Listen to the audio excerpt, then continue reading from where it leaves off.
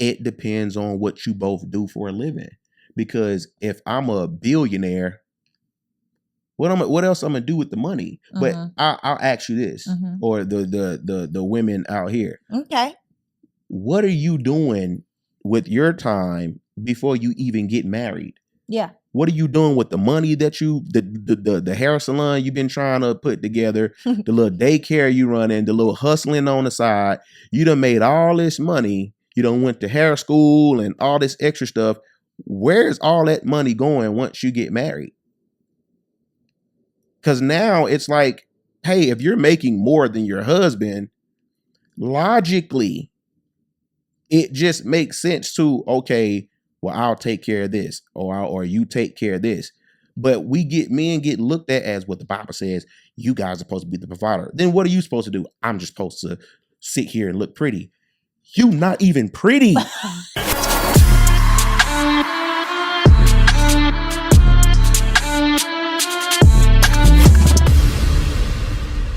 What's up, guys, and welcome to another episode of It's Giving. I am your host, Sarah Fontenot, and today, first of all, before we get to today, if you have not hit that button yet and gotten subscribed, hit that little bell so you get a notification with each new piece of content. You're tripping, okay? Because every single time we drop content, we are bringing the heat. And today, I am not going to disappoint y'all, okay? This man has toured all over the world. He's actually famous, okay? I got to throw that out there. This man is famous. He is hilarious, literally out here paving the way, creating avenues for his loved ones, for others, all over. It's really quite crazy. But more than any of that, he is a man of God and a super dope person. Can we please give it up for Emmanuel?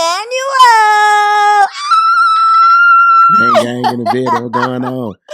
What's up? What's up? How you feel? I'm all right, man. I ain't gonna lie. I got the itis. Oh. So it look like I'm chilling. I'm chilling, but I'm gonna wake you up. If you start to drift and be like, hey. Nah, I got you, man. You good? You up? Yeah, I'm up. Okay, so I have to ask you, if this season of your life were called It's Giving blank and you have to fill in the blank, what would it be called? And you have to say It's Giving. I ain't gonna lie, I wasn't. Right now, it's giving SAT question. Oh. Because that's a good one. I mean, that's good. It's giving purpose. Ooh. Yeah, I like that. It's giving purpose. Break that down. Well, I mean, I just feel like with where I am in my life now, I'm glad that God has revealed to me, like, all that plan is over with. It's time. So the fact that I've been spending more time with Christ lately, when you do that, you probably the first thing you're gonna come across is your purpose. So it's giving purpose. Okay. Do you feel like now that you are on not a newfound, but like a more deep found relationship with God, really seeking to live like, be like, and learn more like Christ, do you feel like that has really kind of diminished a lot of the things that you would have done in the past or were doing in the past? What do you mean, like diminish? Like it's less. Oh, well, yeah. Yeah, because, I mean, I know it sounds cliche, but we're called to not be of the world. So it's like, before you get to know him, you don't realize the things that, that you've been doing because you're of the world. So now that you understand who he is and what he's all about, it's like your eyes open and you're like, oh, snap, I can no longer do these certain things because it doesn't please him. But a lot of the times, I've realized it's not about not doing something, like making a list of, oh, I got to stop doing this, I got to stop doing that. It's more so of, hey, let me be so focused on him that I develop a passion not to do the things that, I used to do. Because once you dive deep into his word, man, you really do understand that what this world has to offer is nothing. It's all just passing pleasures. You know what I'm saying? Like, it's like getting high. You get high and you enjoy it for the moment, but then that pleasure passes and then you got to do it again. And it's just, everything is redundant. But with him, it's more so like, okay, I got something to look forward to, and not just, in a world full of temporary, he's my permanent. You know what I'm saying? Oh, so we dropping heat from the jump is what you're saying. I'm just you coming in swinging. I'm just try to be as simple as I can. I mean, that's what it means to me. Being simple. So we've had conversations about how the Bible is simple. I believe so. Break that down. Well, you can't break down simple. Well, not that the word simple. I mean, break down why is the Bible simple for you? Because honestly, my understanding of God's will is for mankind is to just believe on his son, believe that his son died for our sins and rose again so that we may be saved and, be able to live with him for eternity in paradise. And when you really think about that, it's like, okay, if that's your will, if that's what you're asking us to do, the rest of the stuff in the Bible is not only informative, but the deal doesn't get much sweeter than that to me. You know what I'm saying? I'm not trying to make it seem like you can't like, to people that know, that read, that understand, it's like ABC. But to the people that don't know, they'll have a bunch of questions like, oh, how can it be that simple? If I had to sum up the whole Bible, it's, hey, I gave you free will to choose me. Just try to be a better person. I want you to be a better person. The only way you're going to know how to be a better person is if you come to me for those instructions. So once you get to know who I am, I can show you how to be a better person until I come home. And to me, that's like, I can't imagine being there on Judgment Day. Like, you mean to tell me this is what this all you asked and I refuse to do this? Oh, I'm going to hell. You know what I'm saying? I actually deserve to be there. But I believe that's literally how simple it is. Like, someone that loves you is asking you, hey, like, I want better for you. I want you to be better until my son comes home. All you have to do is just believe in him. He's going to exchange his righteousness for your guilt for free.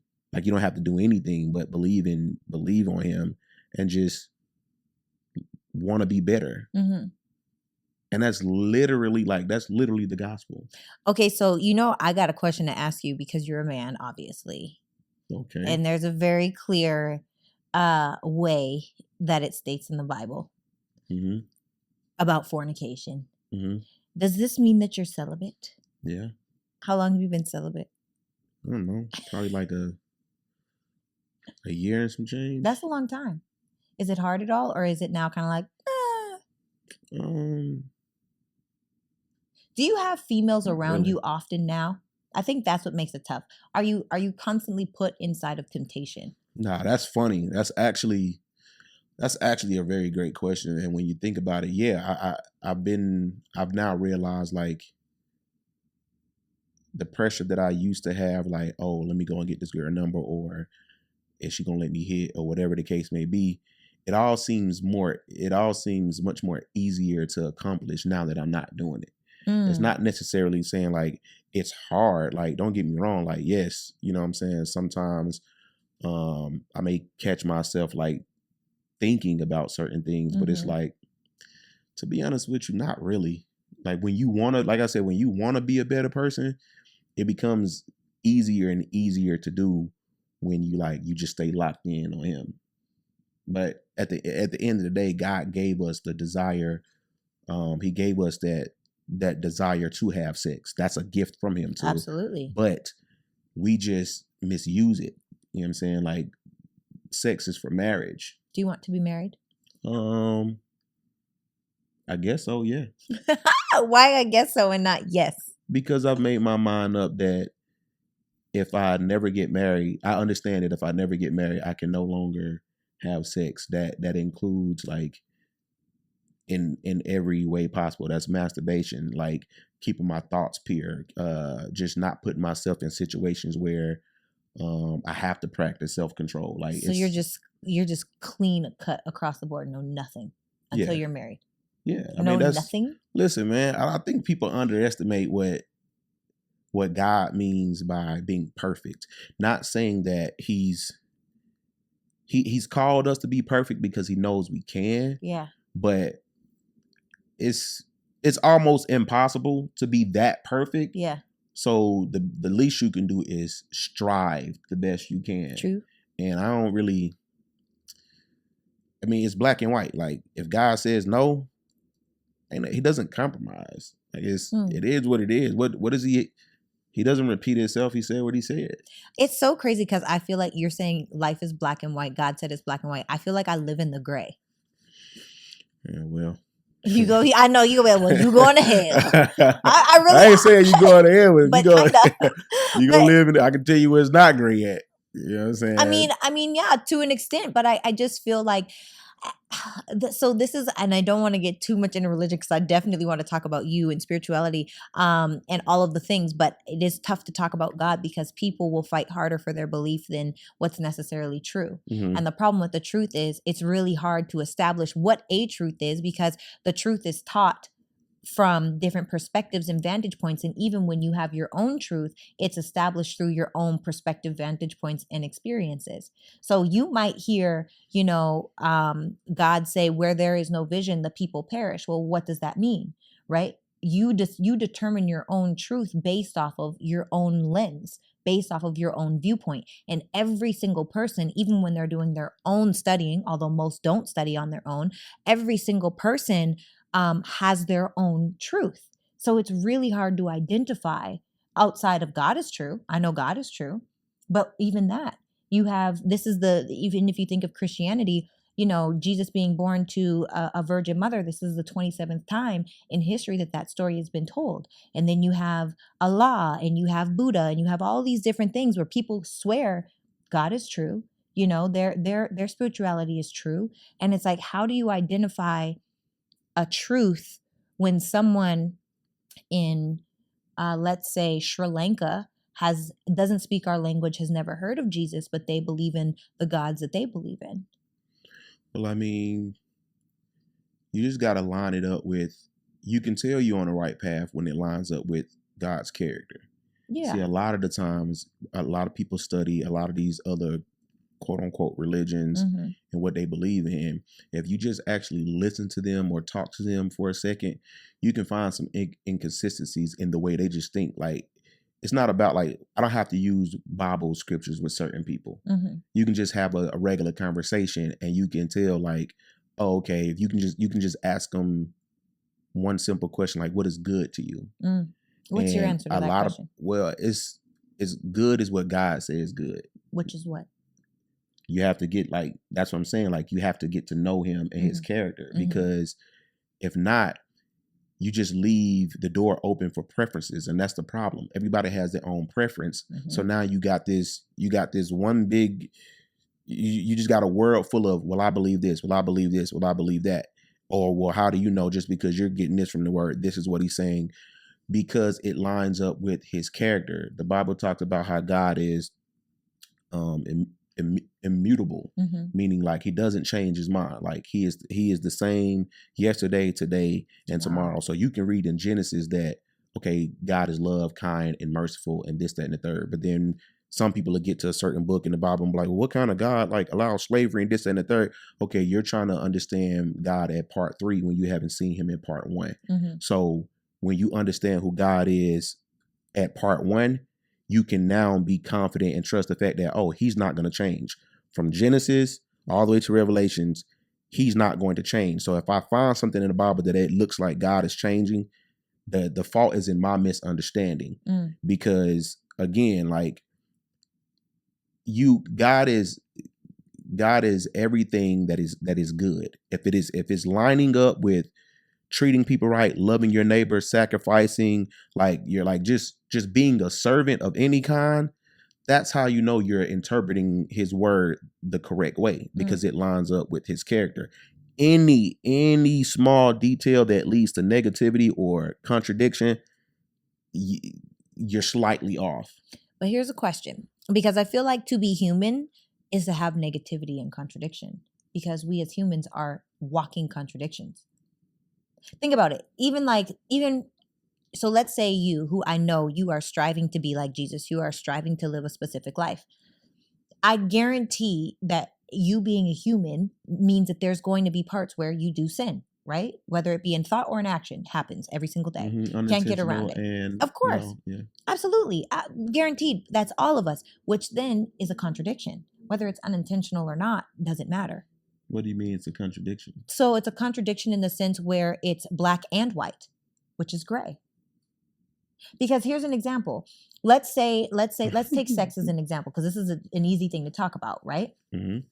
Most men struggle with being celibate because it's not necessarily the most natural thing for a man to do, right? I'm listening. Okay, so it's through society, not through God. Mm-hmm. Society pushes men to go out and smash as many broads as they can do, right? That's just, it is what it is. That's life. Now, if you're like, okay, I'm going to abstain and be celibate through my connection with God and through my decision inside of my life, I'm going to do X, Y, Z. If you still have the thought, technically the thought is still a sin. Mm-hmm. So even though, and then it raises a choice. And now I'm thinking about what people would say. Well, if I'm going to think about it, I might as well just do it because sin is all the same. Right. So it's a contradiction. I wouldn't necessarily say it's a contradiction, but like I said earlier, that's the whole point. We sit here and once we say, okay, I want to be, I want to build my relationship with Christ. Yeah. That's exactly what it is. Everybody else is you're making it too deep. Like I said, it's not about going around making a list of what not to do. Or I can't do this no more. I can't. Even Christ is telling you like, hey, don't, you're focused on the wrong thing. Yeah. Because the more you focus on not trying to do something, mm-hmm. the greater the temptation. All I'm asking you to do is let me show you mm-hmm. that if you stay focused on me and mm-hmm. you build a relationship with me, you're going to look up 10 years later and wonder like, oh, snap, I haven't had sex in 10 years. Mm-hmm. And I lost the desire to have sex the wrong way. Mm. So there's a lot of sins that I'm aware of that I don't do anymore. Mm-hmm. And the ones that I unintentionally do or intentionally do, whatever the case may be, I understand how forgiveness works, but it doesn't mean I do it and then because I know he's going to forgive me. Right. I'm not trying to be a better person so I can not go to hell or to get into heaven. That's not my motivation for being a better person. I want to be a better person because I want to experience life, how life level. Is when you're a better person. Yeah. It just so happens that me being a better person lines up with what God originally had for me anyway. Mm-hmm. So all the like, oh, men, society pushes men to have sex as much as this, that, and the third. That's the problem. Mm-hmm. I agree. Nobody is going to literally the creator of everything who literally tells you, look, I know what it may seem like, but I am literally in charge of everything. Mm-hmm. The Bible covers everything, not the things that you think you got, not the little things that I cover every aspect of life that you can think of. And mm-hmm. the Bible is full of examples. People want to look at it like it's just stories. No, these are examples of people that tried what you tried in every little, in the dark, in the light, in the gray area, the black area, the white area, whatever it is, they've done it already. Mm. And you now have a guideline to either follow or stay away from certain things. Mm-hmm. The problem is we lean on our own understanding. We mm-hmm. think we know what good is. You have no idea because when you ask somebody what good is, the first thing most people do, they say the major things like, oh, helping I treat people right or mm-hmm. I help people this. Oh, do you ignore things that you're supposed to be doing? Like, or do you, like the Bible says it's a sin to not do something that you know you should have done. Mm. And when you think of, when you read that, you're like, well, Lord, I ain't even exactly, you're not good in my eyes, but as a free gift, I'm going to send my son for you to believe on him. And then I'm going to look at you, even when you do sin, I'm going to look at you as if you never sinned a day in your life. Mm-hmm. Because I now see you as Christ. I see you as my son. Mm-hmm. But again, if you don't get to know who God is and you don't really put in the effort to actually study his word, you're going to be sitting here asking a bunch of questions and that, oh, well, that doesn't make sense. How can you do this and do this? Because you need to see him at part 1. Mm. So you can understand part 3, 4, 5, and 6 of him. Mm-hmm. And then everything will start making sense. Mm. So being this way, in the sense where you are striving for excellence, essentially you're striving for excellence, which is not relatable because most people are completely complacent in the comfortable, which is never excellent, rarely excellent, I should say. How has that affected dating? Do you date? And also, you don't have to answer any question that you don't want to answer. You are more than welcome to be like, skip. Grown man. Oh, come on, grown man. Come on. Nah, it has affected my dating life, but for good though, because I look at it like this, like, Lord, me choosing you, I just did the process of elimination from a billion options. Like, it's a lot of women out here that you're like, man, I wonder which one is for me. Well, I can tell you the ones that's not for you. And all you got to do is, if you get to know me, you literally just downsize, because most humans, period, they don't know who I am. They don't want to get to know who I am. So if you're focusing on me and most of the world is not focused on me, that means you now have a smaller pool to choose from, because it's rare that you find a woman that's really for me. That's how you know, like, this would be your wife. And you don't have 8 million women to choose from. Now you got 100,000. And then once you get to that 100,000, they're not really serious about me. So the fact that you're very serious, now you're going to know what to look for. You're going to you're going to find yourselves in positions amongst women that think the same. Yeah. And that's also like on that journey with taking Christ serious. And that's when you're like, oh, snap. Like, okay, I like where you're going with this. Like, what's your name? This, that, and the third. Like, okay, you're rare. I found my wife. You know what I'm saying? So it's like, I'm not out here. It's harder in a sense, because now you look at most of the women and you're like, I used to shoot my shot. I used to go at a bunch of, just talk to a bunch of women to see this, that, and the third. But now that I know who Christ is, I can look at you from a mile away and be like, not to judge a book by its cover, but I can, if I go to your Instagram page and I see that you always in the club, or you this and the way you dress, that just helps me eliminate, like, I'm not saying you can't change, but it does help my process of, okay, either she doesn't know God, or she knows God, but she's not taking him serious. And it's going to be on me to be like, okay, do I want to be the one to try to like teach her or come in here and have Bible stuff? Nah. Like, I would rather come across a woman that's serious. And then we go from there. Not saying that will work out, because we're all still humans, but it does it makes dating harder but easier, if that makes sense. It's easier to know what I'm looking for. I feel like, so one thing that you said inside of that answer, and I think I just, in my own life, I was like, dang, it is crazy, because I do think that there are women, like, I'm not talking about women, let me talk about myself. I feel like I dress like a modern woman, but I am a traditional woman.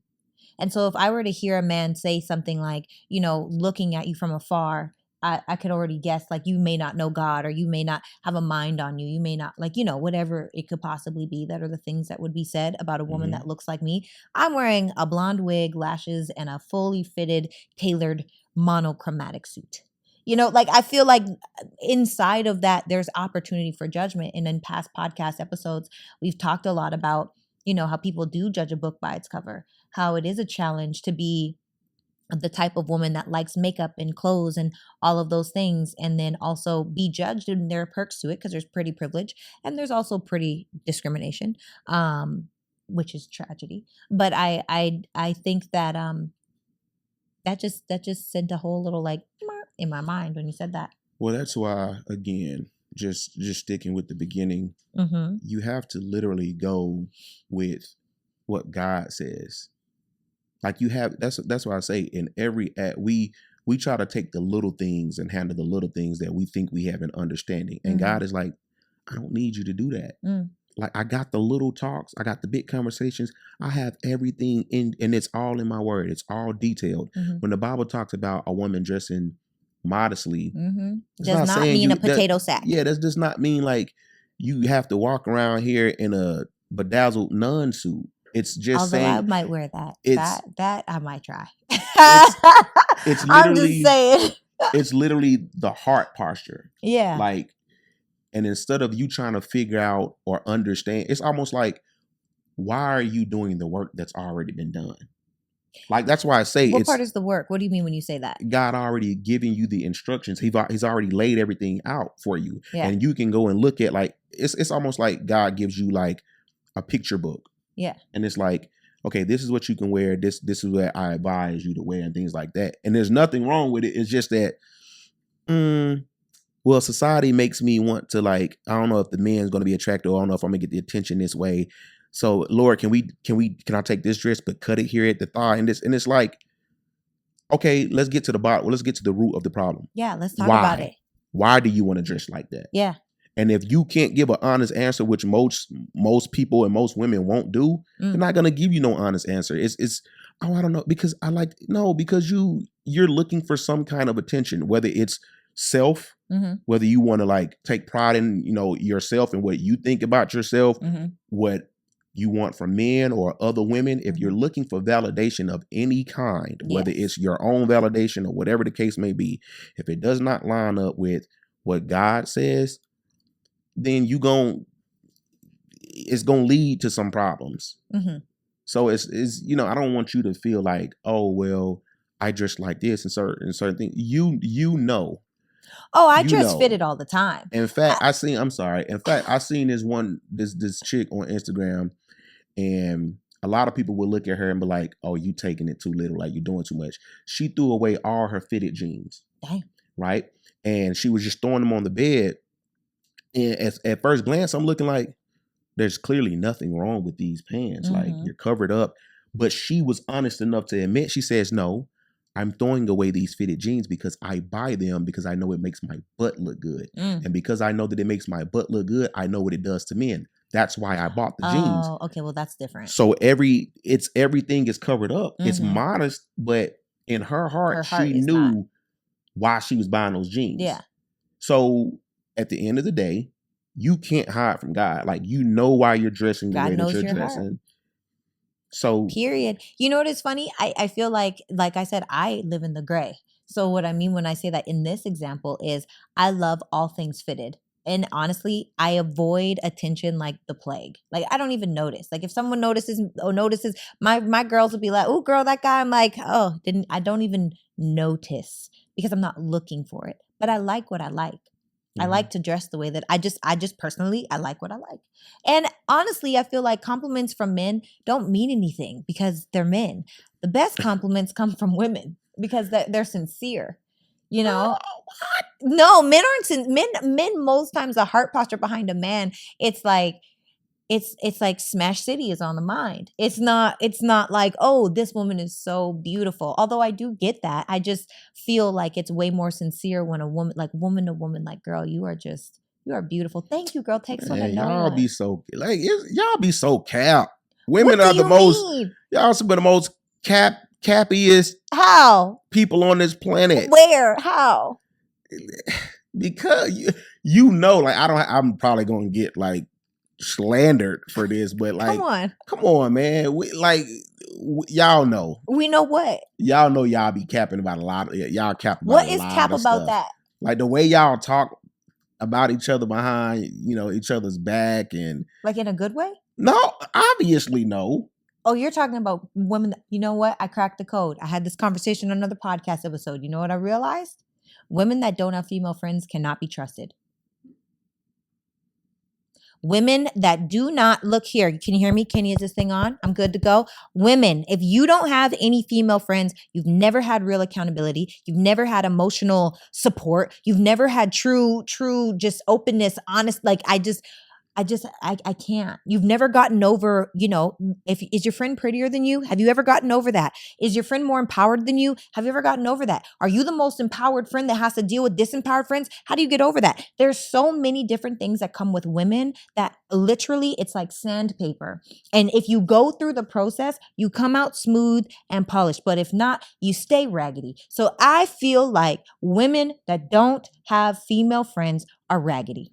Women that don't have real female friends. Yes, they're raggedy. But that's why I'm trying to say it's not as simple as you're saying. You're probably you're probably in a different space than most women that men deal with. So you're able to say the things that you're saying. What does that mean? That means, like, I've seen a few of your podcasts. Okay. You talk like you think logically, and most people, they think there's a lot of women think there's a difference. They always say, oh, we don't, I don't think like a man. Me personally, there's no such thing as thinking like a man or a woman. Either you think illogically or you don't. Yes. You think logical or you don't. So when men hear a woman speaking the way that you do sometimes, it's like, that's more attractive because it's like, hey, you're thinking logically and not like a man or a female. It's almost like, back to the whole Bible thing, it's God's way of thinking, man's way of thinking, and women's way of thinking. It's like, come on, man. You know what I'm saying? Now it's going to come. It's if I'm choosing God, if I'm saying, hey, I want to think like you, how do I think like you? And I'm learning how to think like you, and I start speaking a certain kind of way. Yeah. A lot of women are going to look at that and go, but that's how men think. And it's like, no, that's how people think. No, that's how people should think. It's just logic. The logic is, I don't feel like women are capped. Women are not capped. Women, because even me, I pay compliments. My mom always said, find something you love about people and make friends everywhere you go. You pay a compliment because you don't know the difference that I'll make for someone. And sometimes my friends or my they'll make fun of me, be like, here she goes, because I'll say, oh my God, girl, I love your hair, or I love your eyelashes, I love your eyebrows. I genuinely try to find something that I love about a person because you don't know what that does for those people. Now, on the same token, those people aren't my friends. You know what I like? It's not like I'm doing, like, it's just, my mom always said, make friends everywhere. I make friends everywhere that I go. Mm-hmm. And usually, honestly, the best friends I have are the people that work at the front desk, the people that work in the aisles at the grocery store. Those are really the people that can do things for you anyway. The CEO, yeah, that's a great person to know. However, they don't even know what's happening in their own business most of the time. So, make friends everywhere you go. The point is that I don't feel like women are capped when they're saying something negative about their girlfriend behind their back, their female friend behind their back. They're raggedy. Goes back to the point. If you don't have real female friends, you are raggedy. Sorry to say that. I don't like name calling, but go get Raggedy Ann, cue the little doll with the red little afro, because you're raggedy. And if you need the little dress made, let me know. I can send it to you via Amazon. Raggedy. It's no good. Yes, I'm okay. Okay. It's raggedy to me when people feel like they slander, they speculate, they gossip. Those aren't real friends. And to be honest, I pity those people. You want to know why? Mm-hmm. You want to know why, Emmanuel? Yeah, sure. I pity those people because something inside of them is so hurt and wounded that they have to project onto whatever it is. And that sucks. Because if you live in a world full of projection, you can never see the reflection of yourself. Come on now. I'll take the snaps. Wait. Oh.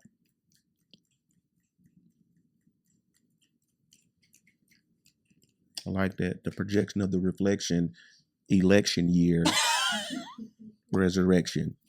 Raggedy. Just raggedy out here.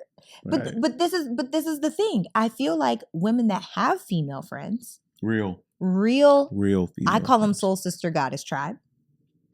It's a lot. It is, but I'm extra anyway. It's kind of just the way that I go. But I feel like inside of that whole experience, you can't stay where you're at because they check you.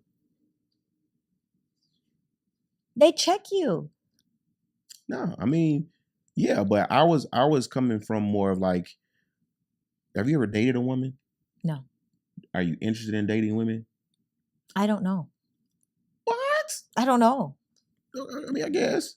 But I don't know. I don't know. I've never had that experience. From your point of view, like, you don't know what men deal with because you don't date. I'm not a man. You know, exactly. No, it's not. You don't have to be a man because that's why I asked, have you dated women? No. Exactly. So until you experience what it's like dating the modern day woman. The modern day women are trash. But they're a whole different kind of trash when you've experienced them. You think logically. You think logically. You don't have to experience something to see that it's trash. But there's a difference between seeing that they're trash and experiencing their trashness. As a guy that dates, and just the way a lot of modern women think, it's almost like, what?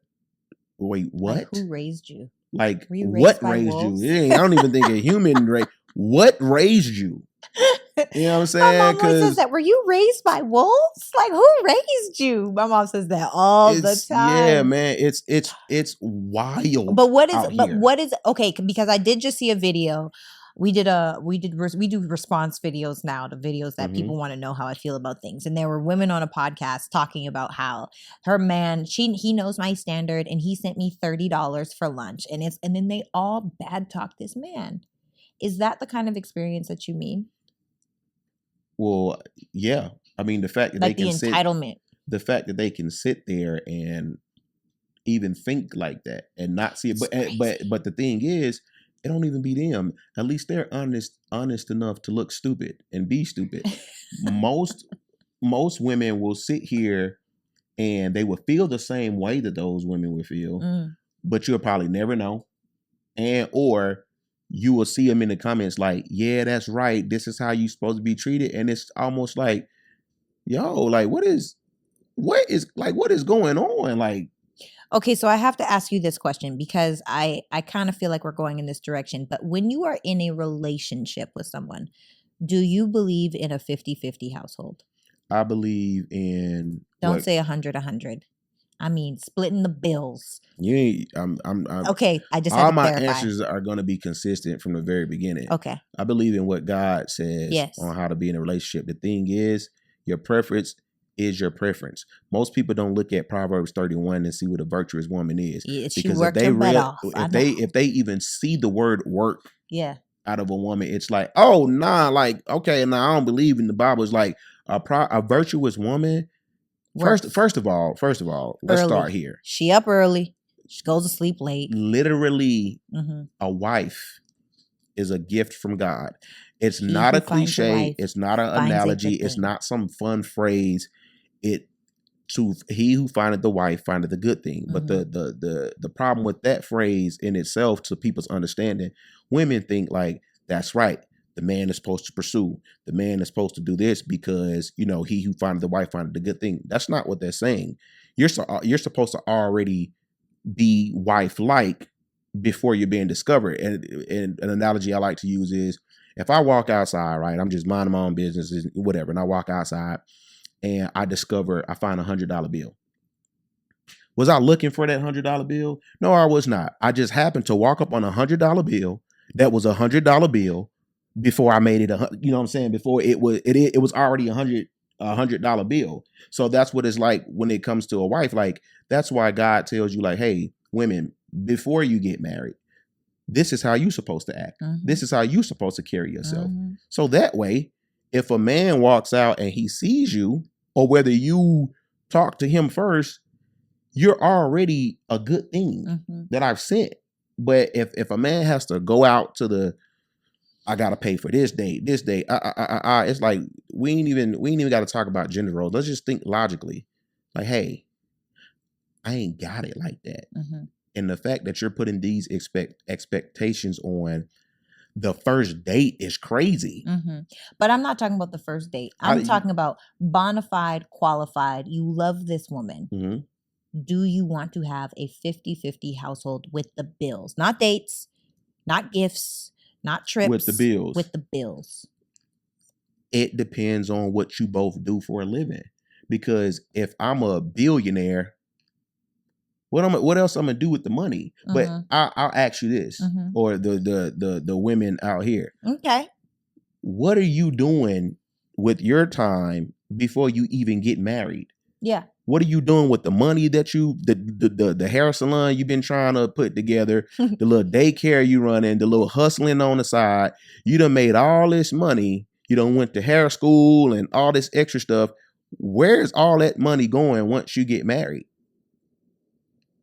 Because now it's like hey, if you're making more than your husband, logically, it just makes sense to, okay, well, I'll take care of this, or you take care of this.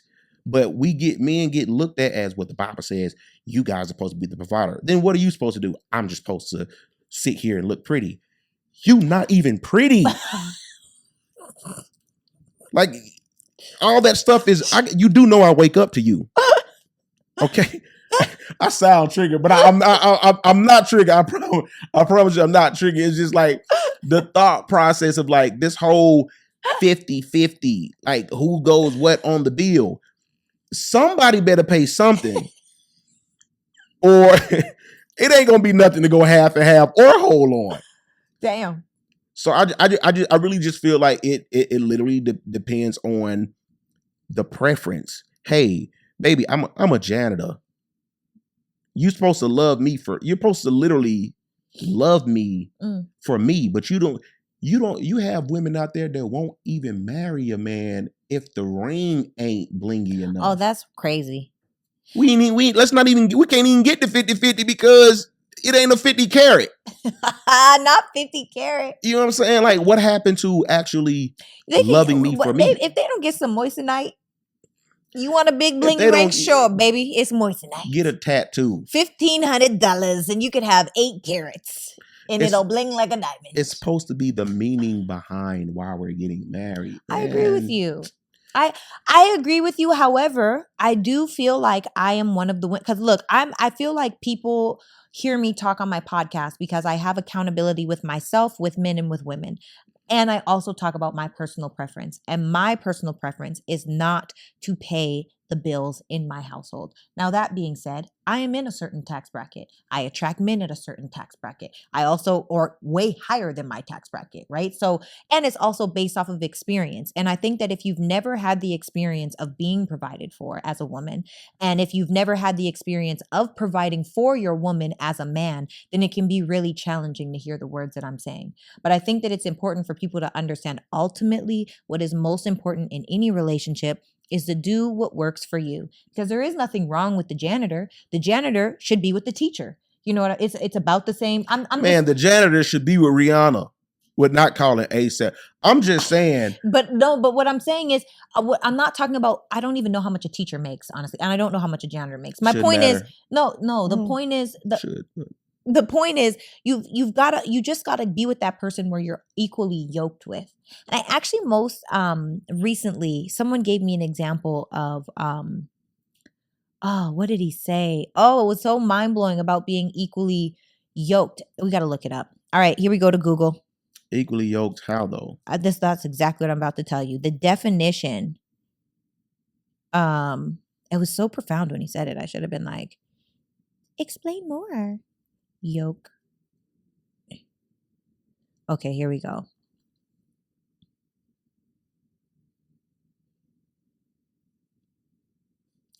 This is okay. Okay, so essentially, when you are yoked, it means there's a harness put on both of you where you're going in the same direction.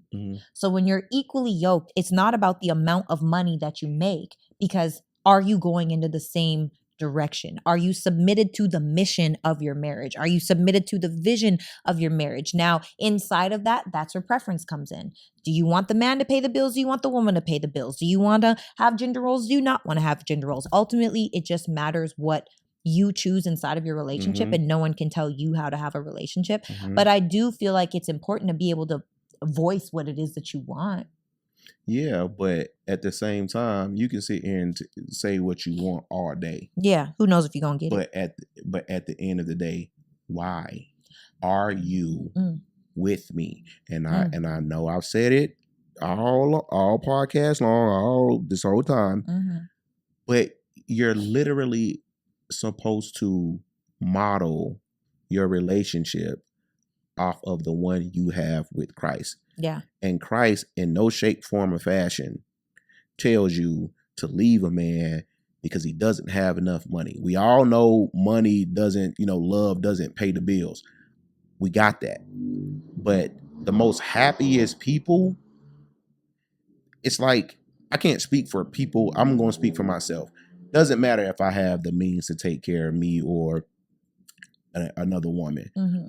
I've dated girls who've had money. Pardon me. Mm-hmm. And I've dated the brokies. Not the brokies. To me, I don't look at either, because I do see it from a woman's point of view when putting it like this. I don't see the difference because I know what I'm in it for, but I'm not gonna lie to you. It is definitely relieving when a woman has her own money. Mm-hmm. And because I'm not used to that, when I got used to it, when I dated certain women with money, it's like, oh no, I'm never going back to the broken. I can't. It's not that I won't, but it's like, I can relate to this. But because I'm so secure in myself, I don't need your money. Yeah. Now the only arguments we had and disagreements we had was, who gonna pay for this? Yeah. And she had to tell me, no, I got it. I got my own, like, and it's like, wow, like, I want you. Mm-hmm. You know what I'm saying? I choose you as if like she was like a Pokemon or something. Like I choose you because we just tackled probably one of the main problems in relationships, and that's the money. The fact that you don't, me personally, I need a woman that doesn't need me. Yes. And women, Kenny, we're on? Ladies, let me tell you, when you have your own, you get to operate from a place of want versus need. And sometimes, and I've done this too, sometimes we're in a space of need inside of our lives. We allow ourselves to be disrespected, walked over, talked to, crazy, all of the things that we don't want. But when you powerfully choose a partner that's aligned with you, your core values are aligned, you have the same mission and goal for what you want for your future, it is an absolute game changer. So it's so important. But I do have to say, and I'm probably going to get attacked for saying this in the comments, but truthfully, I don't think every woman is qualified to be a wife. And I also don't think that every man is qualified to be a leader.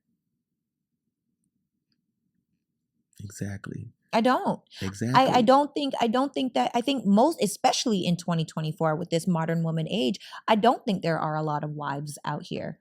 I think that it's a lot of entitled brats, to be honest, people that just want to be princesses. And granted, I do believe in princess treatment. However, I don't feel like there should be a level of entitlement to your pocketbook. I don't think there should be a level of entitlement to your time, a level of entitlement, period. Because it's not, your relationship shouldn't be an obligation. It should be a beautiful opportunity. It's not, oh, I have to do this. It's, I get to do this. I desire to do this. And even when I don't necessarily want to do a certain action, I'm going to do it anyway, because ultimately the desire for our relationship to evolve and grow is the ultimate desire. Now, what relationship do you sound like? What do you mean? Your principles and your morals and values, for the most part, what does that sound like? God. It sounds like your relationship with God. That's why God says, hey, he talks to the men. If we're the ones responsible for a lot of things, he'll say, hey, if you bring a woman into the bond that I made with you, understand this. You're going to have to love her and treat her like I love and treat you. Yes. So when her flaws pop up in a relationship, you can't abandon her. Because I didn't abandon you when you was doing the things that you was doing. So before, as a matter of fact, if you read, the disciples even told Jesus, like, they basically like looked at him and was like, hold on, Lord, the way you talking about marriage, the requirements of marriage, I don't even think I want to get married. Facts. And then I'm not saying that marriage, Jesus said marriage is a bad thing, but at the same time, he's telling you like, hey, marriage is a great thing. It is not good for man to be alone. But at the same time, you have to look at what you are required to do, because a lot of people think, oh, why do I have to pay for the woman when once we divorce, I got to upkeep her lifestyle and this and the third. Now, the Bible supports that, not to a certain extent the way man does it and the exaggeration that women does it, but that clause was put in there so it would make you think twice about getting married in the first place, because marriage is so like sacred that if you're not going to take it serious, God is like, okay, don't do it. If you're not going to take it serious, don't do it. But if you are going, I'm going to make sure it's so serious that the consequences for not taking it serious is gonna make you think twice about like, hold on, do I even want to get married? Mm-hmm. And if you're not willing to, like I said, if you're not willing to follow the rules that God laid out for marriage, then there's literally no point of you even dating, because dating ain't nothing but temptation to marriage. Yeah, not temptation. So do you think you're gonna go from friend to wife, or friend to fiance? Do you think you're are you gonna have a dating period? Who, me? Yes. I'm not out here dating. What I'm saying is. But do you think so you are dating? Yes, I'm dating, but I'm not right. Okay, so personally, right now, I don't have anybody that I'm talking to. Okay. I don't have nobody that I'm texting, going on dates with, and things like that. It's not about that. Right now, I'm literally focused on bettering my relationship with Christ. I love that. And then in return, he's going to provide everything. The Bible says, seek ye first the kingdom and everything else will be added unto it. Yeah. He means that. It's not something that you just, okay, well, let me try to handle this. No, I'm focused on, oh, snap, you just provided a house. Mm-hmm. Oh, snap, you just provided a woman for me. Oh, Lord, like it's literally that. Mm-hmm. So I'm not dating, but I'm open to dating. So, okay, so here's a question. Have you been dating at all since you've been celibate? I'm not dating, but I am open to dating. Okay, so what I'm asking is, have you been in temptation since you've been celibate? But of course. Oh, okay. But of course. So when you do get into a space where you're like, I'm ready to be in a relationship because God provides you that woman, do you think that you'll be in relationship to engaged to married very quickly?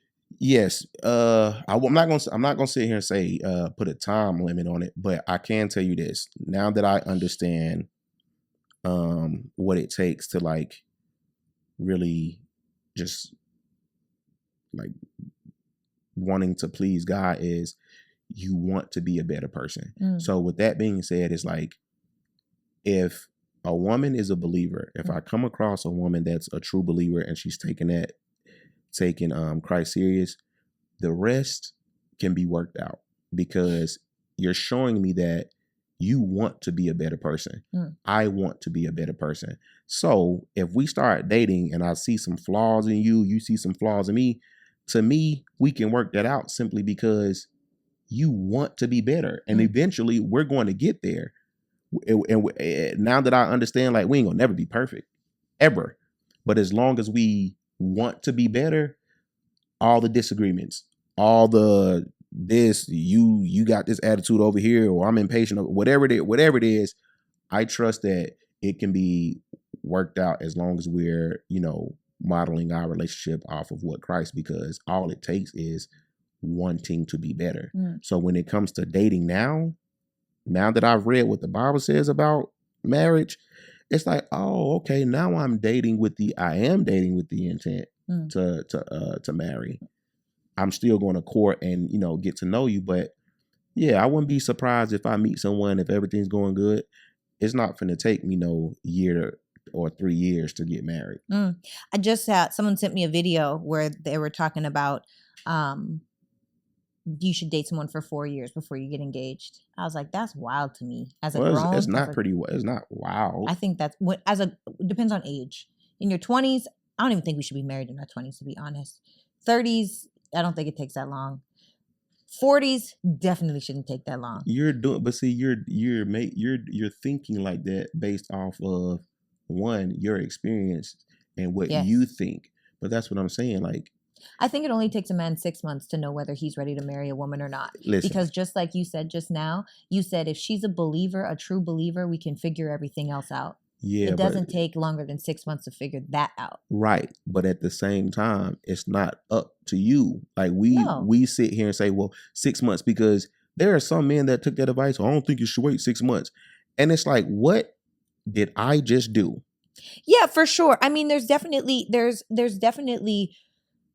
So how long should it take? I'm not going to say it's a time limit. I just don't don't think 6 months or 4 years. I don't So no let's no. do the I math. think this is what I think. I think when people are intentional about dating, they go into the relationship differently. Because I personally don't date for fun. I date for marriage, right? I've been engaged 2.5 times. What? Yeah, the half. We ain't even gonna talk about we talk about on this podcast all the time. The point is that inside of relationships, every man I've ever been with has brought marriage up to me before I've ever even thought about marriage. It does not take long for a man to know whether he wants to be married or not. Now, when he makes a decision, the question is, does the man feel certain inside of his pocketbook, inside of his purpose, and inside of who he is? And when you have those three things and you find a woman that complements, that is the rib, that is the support, that is submitted to the same mission as you, it don't take no 4 years. I think it takes 4 years for a man if he doesn't know who he is and or doesn't have a purpose and or doesn't have his money right. And if it's any or all of those three things, then he could have the most perfect woman and still not be perfect woman for him and still not be ready to commit to that woman because he doesn't. If you don't know yourself, how can you possibly be ready to be there for somebody else and lead inside of marriage? Okay, so my calculations are correct after your math. Doesn't take 4 years. No. Doesn't subtract 6 months. So, doesn't take 2 months. So by your definition, it should take. You can't put. It should take 6 days. Well, let's do 4 days because you don't like 6 months or 4 years. So if we 6 minus 4 is 2 days. It should take 2 days for you to know. What I'm saying is a man knows. I believe a man knows in 6 months. Now, when he pulls the trigger from that point, he knows if the woman he's with, he would marry, is what I'm saying. Yeah. I'm not going to lie. My dad, I recently just found out that my dad married my mom really, really quick, right? And then he got remarried. Oh. And when I found out that it took, I think, either 2 or 4 months for him to look at my stepmom from, hey, how you doing, to I do, it took them, I don't think it took them more than a year. It took them less than a year, less than probably 8 months before, oh, who is this woman? To this is my wife. And it's like, when you think about it, like, they still together. They've been together for 10 plus, 12 plus years. And it's like, well, maybe it don't take that long. You know what I'm saying? It doesn't. But, and a man, and this is another thing, and this is for the women at home, you've got to bring value. One of the things my mom tells me about my mom and my dad's story is when my mom is fine, right? Curvy, Coke bottle frame, stunning, 5'1". My dad is 6'8". She's 6. My dad's 6'8", light skin, freckles, red hair. They both have dreads. Well, they both gotta have be AIDS. 6. Yeah, I know. That's what I'm. That's why I'm. You see, anyway. Yeah, whatever. So anyway, my dad was a Mac. Okay, he got all the girls, and he wanted to Mac on my mom, and my mom was like, "Nah, do you have your friends, be with your friends, mess with your friends, do whatever you want to do with your friends, but you are just my friend, and I don't fool around with my friends." And slowly but surely, my dad ended up cutting off every woman until my mom was like, "Oh, okay." And then my dad, who was afraid of commitment because he was a Mac, and losing your freedom can be very scary. He made my mom, they still have it to this day. He made my mom a contract that she wouldn't change. She had to sign a contract that if they were going to be together, she wouldn't change. It was like a before the marriage, right? That she wouldn't change and that she would always be his best friend. Like, it was like, and they still have this cute little thing that they did from the freaking decades ago. What is the question? Yes. Does your daddy have money? Well, now my dad ruptured a disc in his back when I was 10. I'm saying, did he have money before that? He did really well, yeah. Yeah. And my mom, I wouldn't change either. My mom's an engineer. How much to not change? No, my mom's a 6-figure earning woman, and my dad ruptured a disc in his back when I was 10, so he hasn't worked. He hasn't really been able to work since then. And my mom still makes my dad head of household, even though she's the worker. You know, so I feel like, and that is one thing, and I say this all the time on the podcast, this is something that is challenging for me inside of relationships because I've seen real love. Now we have weak love. 2024, people are weak. They quit. they're over it. They run away. They don't want accountability. They have entitlement. And it's like, dang, well, what happens? Like my dad has had cancer. My mom has gained 100 pounds. Like my dad ruptured a disc in his back. But there's been so many different things. And so inside of this, thick and thin. Period. That's real thick and thin. Period. Let my wife gain 100 pounds. I'm just joking. I'm joking. But for real though, that happens all the time. You know, when you've had as many kids as my parents have, and all, like, you know, you try to make sure we're not homeless and all. I understand all of it, but I think about if I ruptured a disc in my back and I'm laying in the basement and I don't want to come up and I'm a little bit mean, are you still gonna make me feel like a queen in the household? My dad was still head of household, you know, like, and he went through it, and then now for my older eyes seeing him, it's like I can understand why, you know, he wasn't the most positive peppy man growing up, because his pride got smashed. You know, they were working together, they were a real team, and then this terrible thing had happened to him, and he's got a bad hand, not gonna lie. Like my dad's been through a lot of things, but through it all, I've never seen my parents fight. Not one time. And not to say that they don't, but that's a whole level of emotional regulation. I've seen my mom and dad like, what's up? What you talking about? Square up, like, Mom, get ready. Dad, I'm joking. But I'm saying, and I think that that's why I value what I value, even inside of my family. Like, we're so open and honest with one another. And we live in a world where men are conditioned to lying. That's because of women that can't handle the truth. That's right. See, now we get into the good stuff. I know we done, but that's the good stuff, man.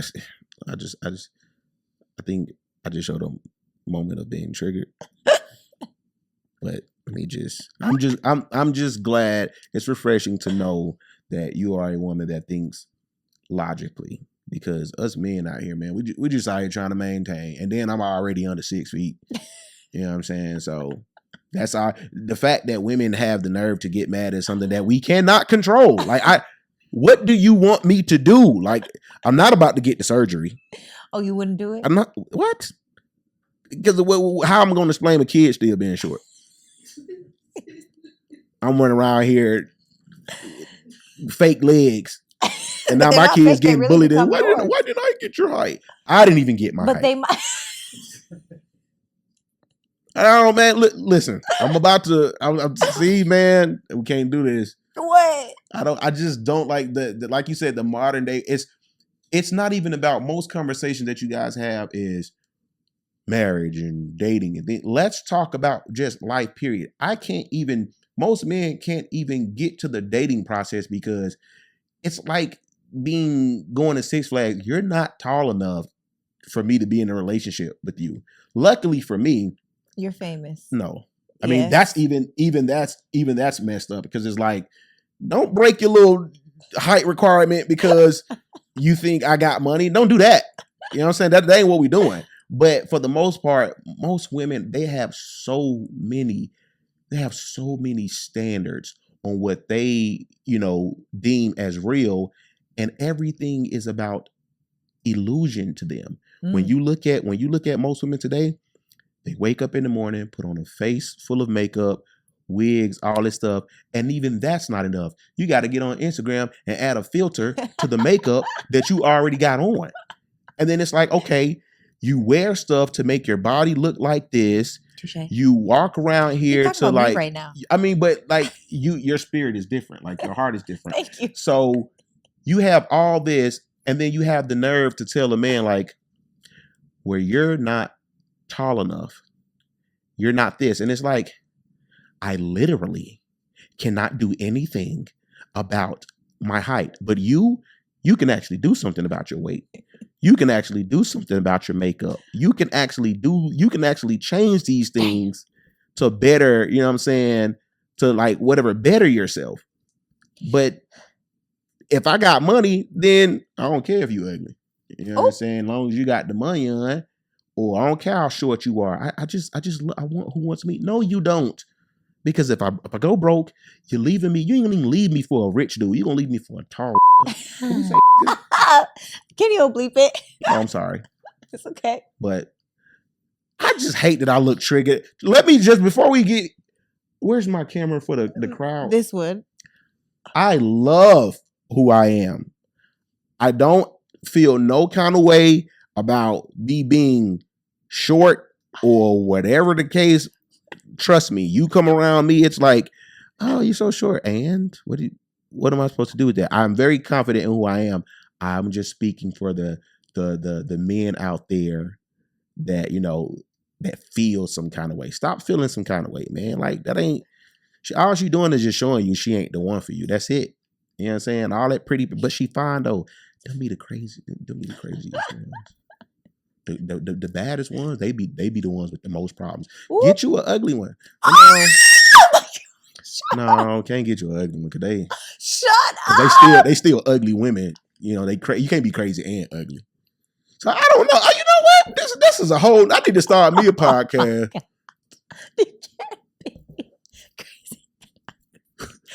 Yeah, you okay, do you feel like men make parameters for more attractive women? Like they deal with things that they would never deal with if a woman is more attractive? But of course, it's the same thing with women. Women and money. Matter of fact, I'm glad I'm going to talk to the men out there. Stop doing all this barking about, well, women only use us for this and this, that, and the third. And then as soon as you see a woman with a big booty or she's fine, you justify everything. Well, I see why so-and-so cheated. Or Lord Jesus, give me one night with her or give me this. It's like you making yourself look bad. Y'all run around here flooding the money, the cars and everything. And then you get mad when that's all she wants you for. Ooh. Like what? You're false advertising out here, bro. If I was a female and Emmanuel was flaunting cars and all this stuff, I'm here for the flyer.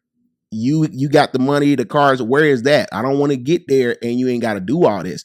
I'd rather you be who you are and let me voluntarily, you know what I'm saying, date you. I think that's how it should be. Be honest. The right woman will come along like, man, I don't care about that. But when you got men, man, I had one girl tell me, she looked at me and she was like, well, you wearing this and this and that, you drive a nice car, you got to be doing that for a woman. Ain't that why men do it? And that was the first time I've ever heard somebody think out loud like that. I never knew men did that. I never knew that. And this was literally a couple years ago. So for me to live my whole life thinking, oh, I'm really just doing this stuff for me. I like this. This is for me. Yeah. But when she told me that I did it for a woman, I kind of looked at her and said, what? Are you dumb? Mm-hmm. I bought my dream car for you? Yeah. Men do that. And then that's when it my eyes just opened. It was like, yeah, why you think all the rappers talk about the cars that they're in and what they got? They're doing it to attract the females. Yeah. But then in their alone time, they cry like, women are gold diggers. What else are they supposed to be digging for? Oh, why would we dig for a rock? Gold man? I don't get it. I don't get it either. And I agree. Honestly, I feel like men that are really flashy on the gram, I would never give a shot to. Cap. Never. You better look in my DM, sir. Let that man be over 6. What? Nah. That's how y'all be. Okay, ladies that know me, Kenny that knows me, on the set right now. I ain't buying it. What have y'all said about the men that I date? And just be honest. Ugly is subjective.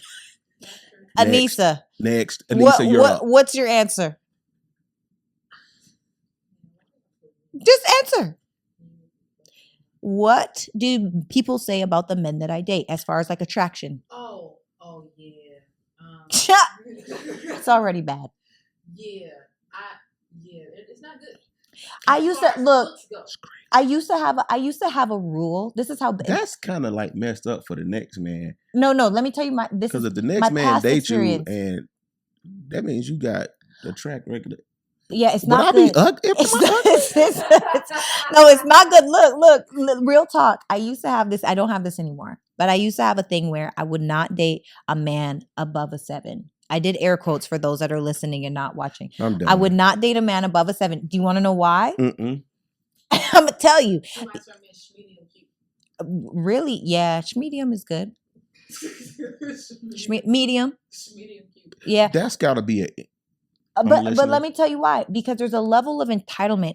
The tallest, finest man in wherever, at the mall, in the club, at the grocery store, I look at the ground. Don't talk to me. because you got entitlement issues. And men that think that they're prettier than women, I can't trust you. You're too feminine.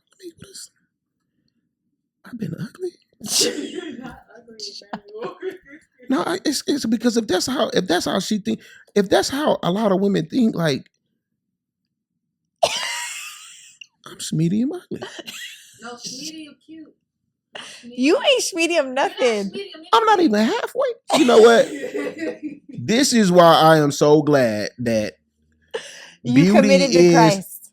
Subjective. Beauty is subjective. Hell yeah. But that's it. I ain't gonna lie. I don't mean no disrespect, but it sounds like that's some insecurity. No, it's not. It's the attitude of men. It's literally and look, think about it.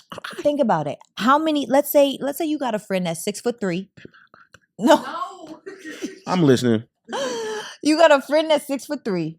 He's a handsome man. Everybody thinks that this is a handsome man. Here we go with the sixes. Let me tell you, that's what I'm saying. Do they or do they not? It's like pretty privilege. As soon as you tall, you immediately have pretty privilege as a man. That's crazy. Wow, you just that is kind of wow. I never thought of because women have pretty. What are guys? I guess I don't have. I'm clearly medium. No, you're not medium. What privileges do guys have from a girl's point? I've never really thought about that. Guys get different opportunities. Like even they do better in sales. They make more money. They get more opportunities. The circles that they're in, the more attractive you are, it's literally statistically proven that you get more given to you and things are naturally easier. So that's another. I knew I was ugly. Everything that I earned, everything that I got, I had to work blood. So let me tell you this too. It's exceedingly attractive people don't know how to work hard, which means oftentimes they lack in resilience. This is true facts. First of all.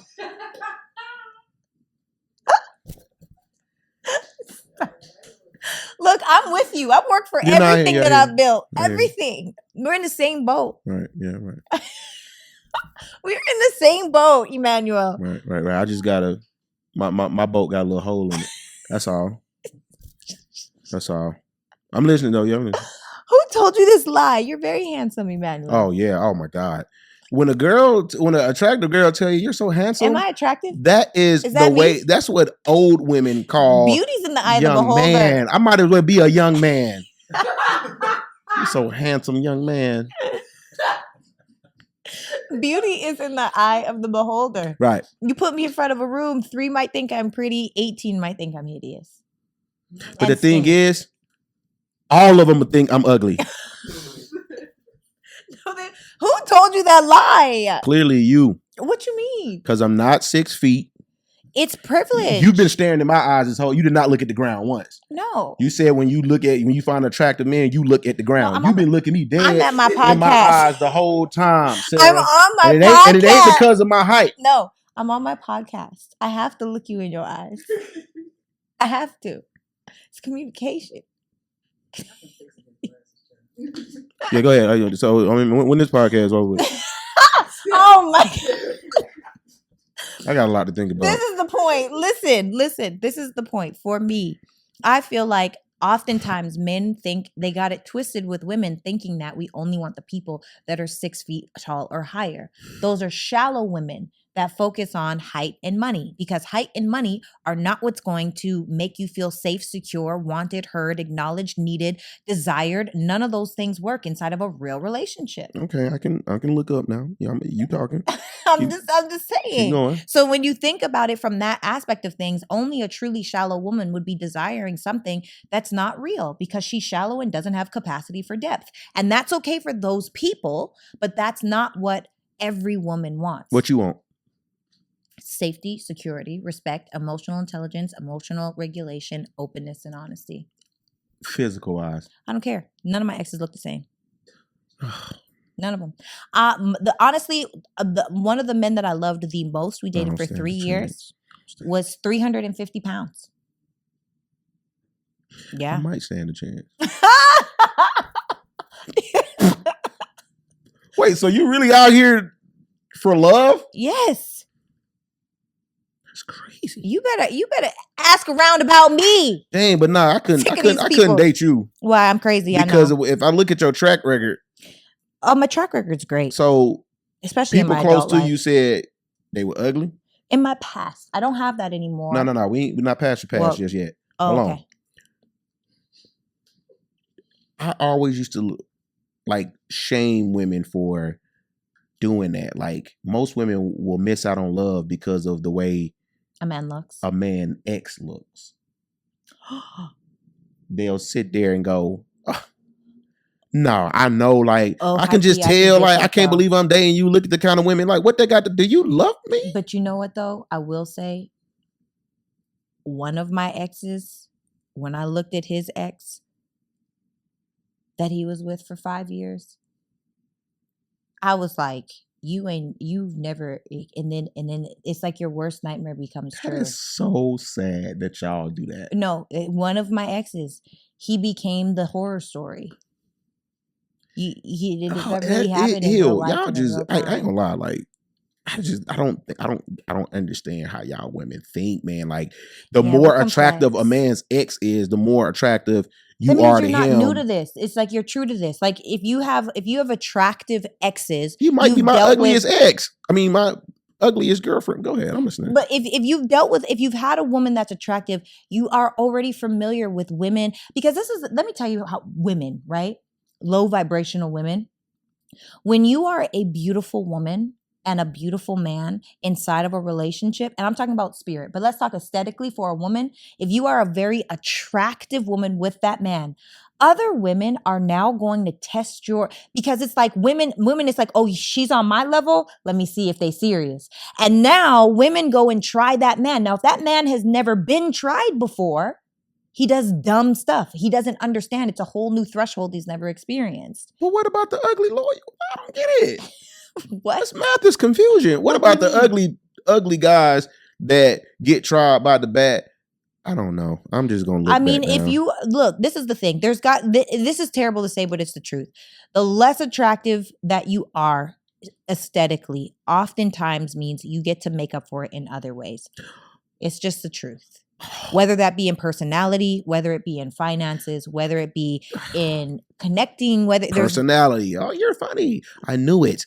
I asked a girl in middle school on a scale of 1 to 10. You know how they used to in school? Yeah, they used to send around the paper. Yep. And 1 to 10. This girl told me 1 to 10. Emmanuel, he funny. What number? What number does funny come after? Between 1 to 10. Now it's all starting to make sense. I knew it. And I used to just hold it in and deny it. You can tell, a man can tell how attractive he is by the type of women that enter his DMs. Don't get me wrong. I done had some bad ones come in and it's like, oh, snap. But if you mess around and have money, it don't matter what you look like as a man for most women. That's sad, because that means if I ain't had that... No, I am not talking about you. I'm talking about in general. You could be hideous as a man. Women don't care.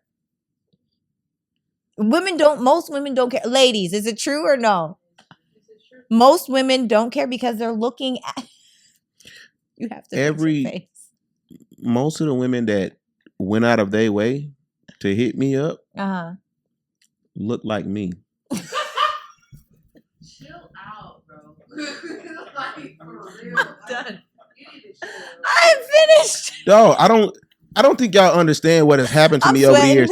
I can't make this stuff up. One day I got on Twitter, and I don't know if celebrities or if people do this, but I used to do this.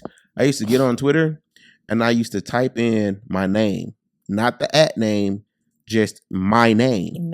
Emmanuel Hudson, right? Just to see what people who don't know my actual Twitter page, what they have to say if they can't find it. I kid you not. One of the first tweets I seen was this guy saying, some of y'all women need to humble y'allself. Y'all walking around here thinking y'all cute when y'all really look like Emmanuel Hudson. I never searched my name again. And this podcast is, I knew it. I got a lot to think about. I knew it. I'm going to give all my money away to the homeless, and I'm going to sit here and I'm going to test. But I can't do that now because they already know you famous. I'm doomed. No, you're not. Lord, I'm yours. For the rest of my life, I'm No, yours. I'm not you're getting married. not. I don't want to talk to nobody. Why? No, Why? because I'm under 6 feet and I'm ugly. You are under 6 feet. You are not ugly. You didn't have to repeat that I was under. I already said I was under 6 feet. I mean, this podcast is it's getting over. It's over. No, we got to switch gears. Are you ready? We're switching gears. So this is a part of the show.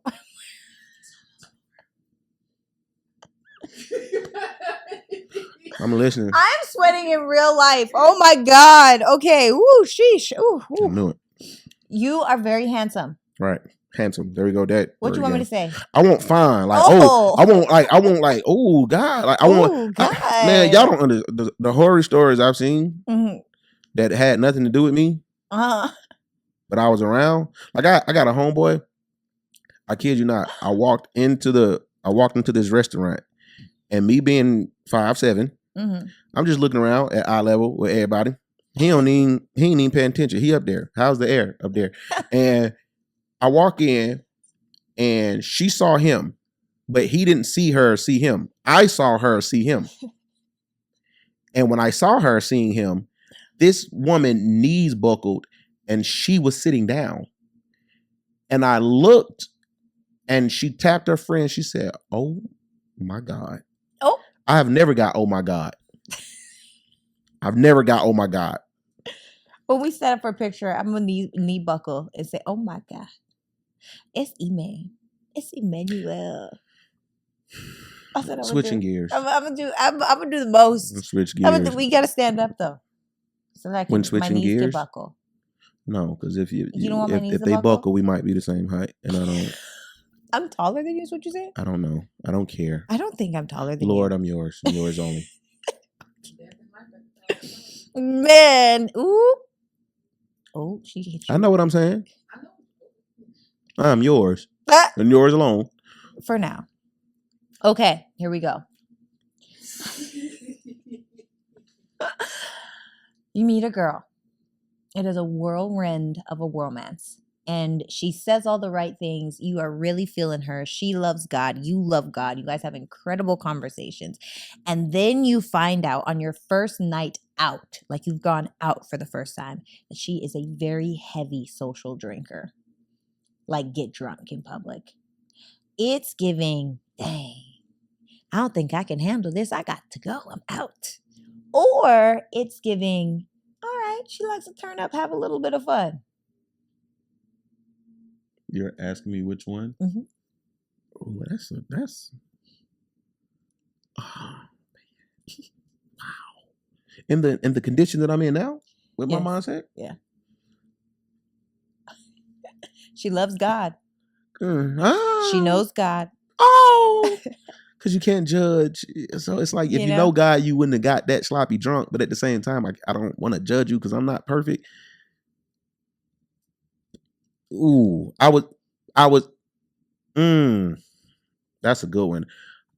I would probably give her another chance simply to see if this is a pattern. And I'm not going to judge you off. You know, I ain't going to, like, I'll probably say something to you when time comes. Yeah.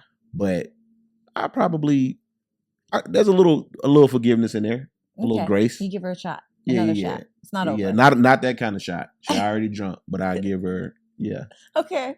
Mm-hmm. Next question. You ready? Mm-hmm. This is, I can ask you personally. You meet a girl. It's a whirlwind. You're 6 months in. And you love her. And she loves you. And you both love God. And then she says, I don't want to be celibate anymore. It's giving, let's go to the courthouse and get married because I love you and I think you're my wife. Or it's giving, you know what? Just not ready to marry you, but I guess I got to let you go.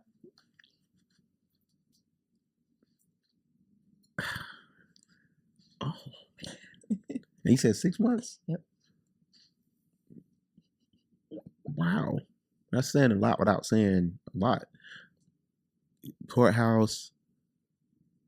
Or break up. And those are my only options. Mm-hmm.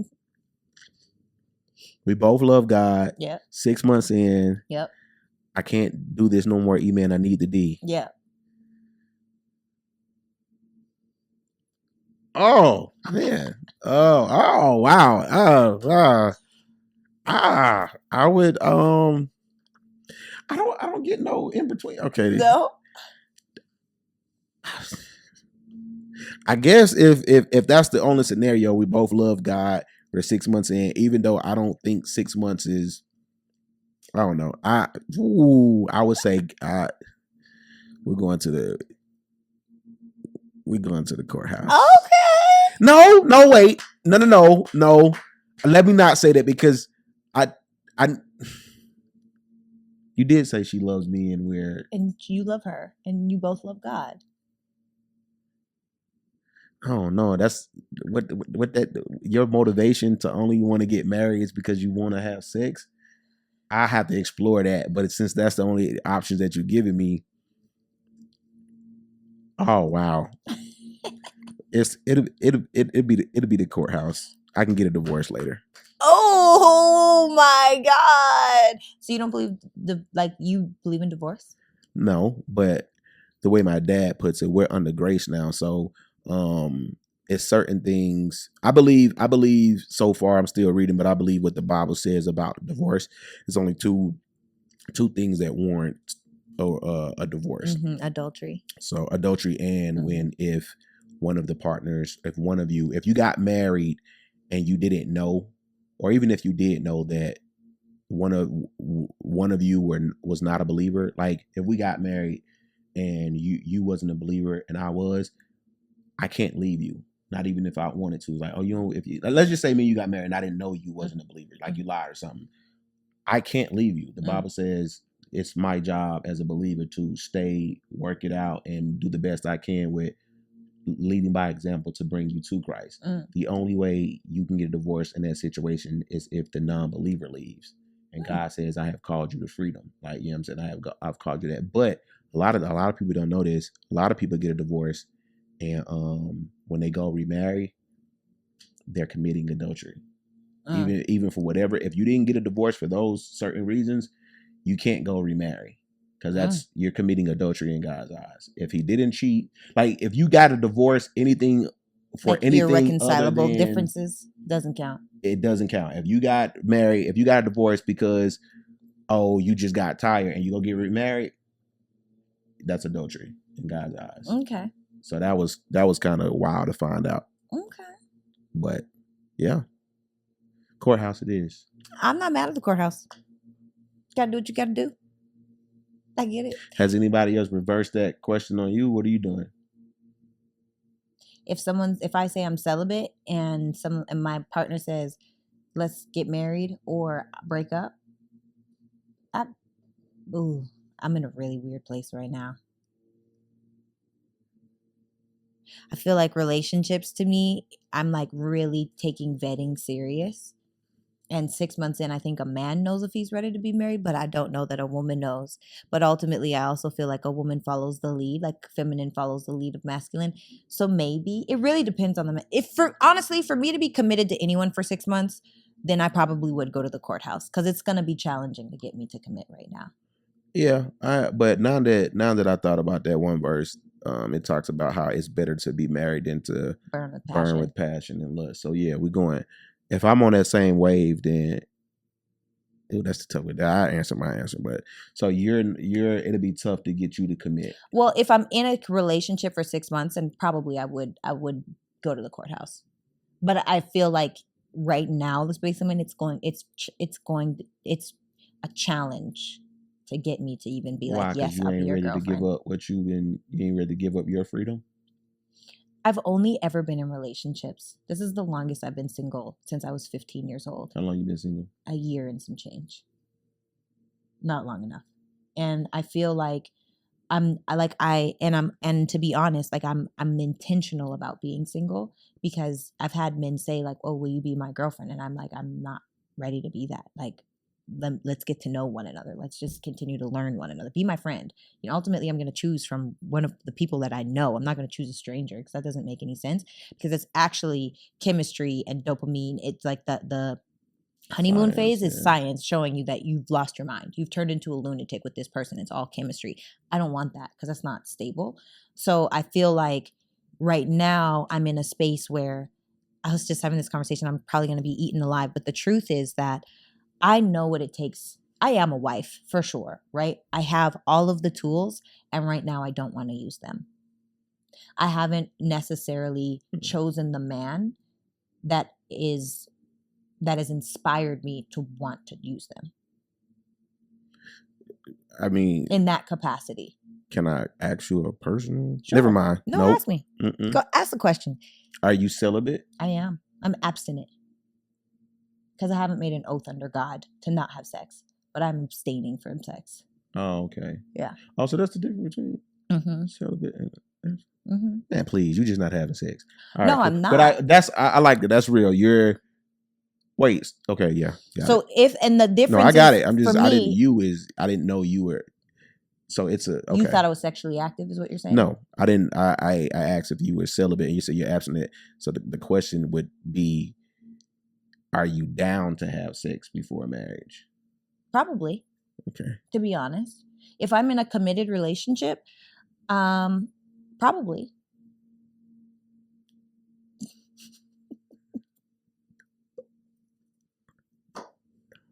If we're gonna be real, if we're gonna be real, we're only real on this podcast. All right. Well, you going to hell? Go ahead and tell me. No, you going? No, you definitely. No, I'm just saying, like, your flashlight's on. I'm saying that's the difference. Mm-hmm.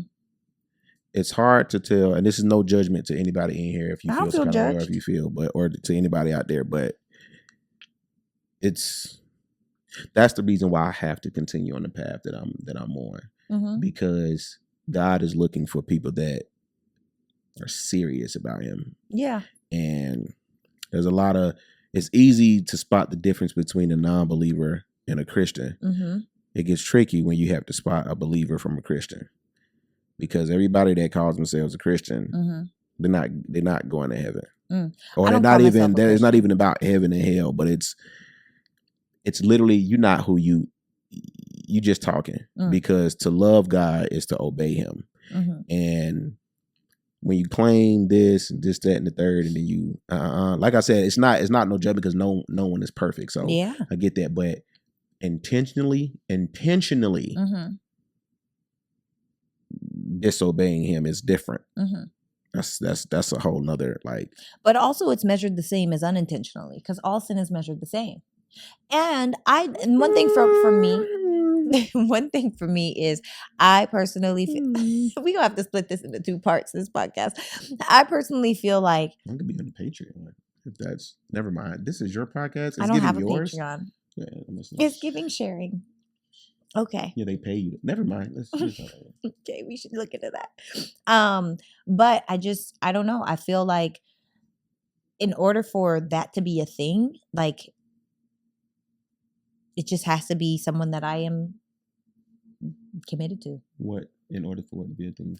I just feel like, so I hear you in saying that if for people that fornicate, everyone's going to hell, right? No. We're all going to hell in a handbasket. You're not going to hell in a handbasket.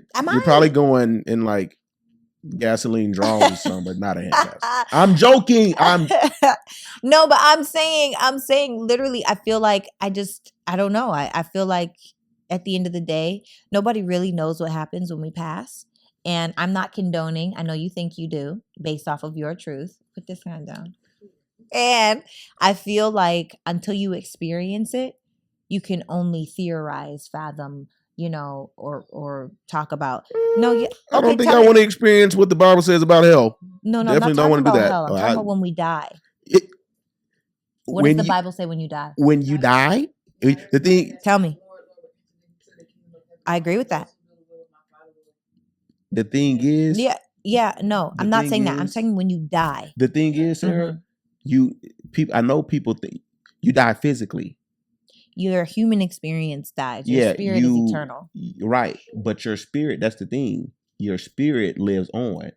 But it's either going to live in torment or it's going to live in paradise. So this, for me to know that this right here dies is nothing compared to eternity, 9 times out of 10, like, if I'm a believer, I'm only going to tell you what I believe. I'm not going to tell you what I think. It's almost like you can ask me, well, do you disagree with this? To be honest with you, I do got my own opinion, but I'm going to go with what he says. If he says it's wrong, regardless of what I think. Yes. And I think the difference is that there's a difference between what you believe and the truth. And as we have gone over, the truth is impossible to identify. The only truth that there is, I love that you guys are making these faces. The only difference that there is, yes, God is the truth, but whose truth? His. No. I understand that. How do you fathom God? This is the thing for humanity that drives me crazy. I think it is arrogant of people to think that they could even almost fathom God. God is everything, every single thing. Sarah. Yes. This is why I say a lot of people are not going to, I'm glad you said that. Yes. A lot of people are not going to understand this. It is not that deep. I know you think it's simple. No, but I'm telling you, like, if I was an atheist, yes. right, and someone from each religion, because Christ he's not of a religion, and a lot of people don't want to accept that, but if someone came to me with a list of gods to believe in, and it all depended on the end goal, like what do I get out of this? Yes.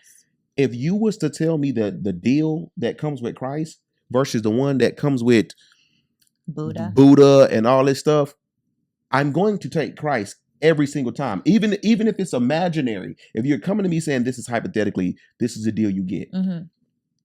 For one, the reason why I'm going to take it, because it's like, hey, this is not only is this too good to be true.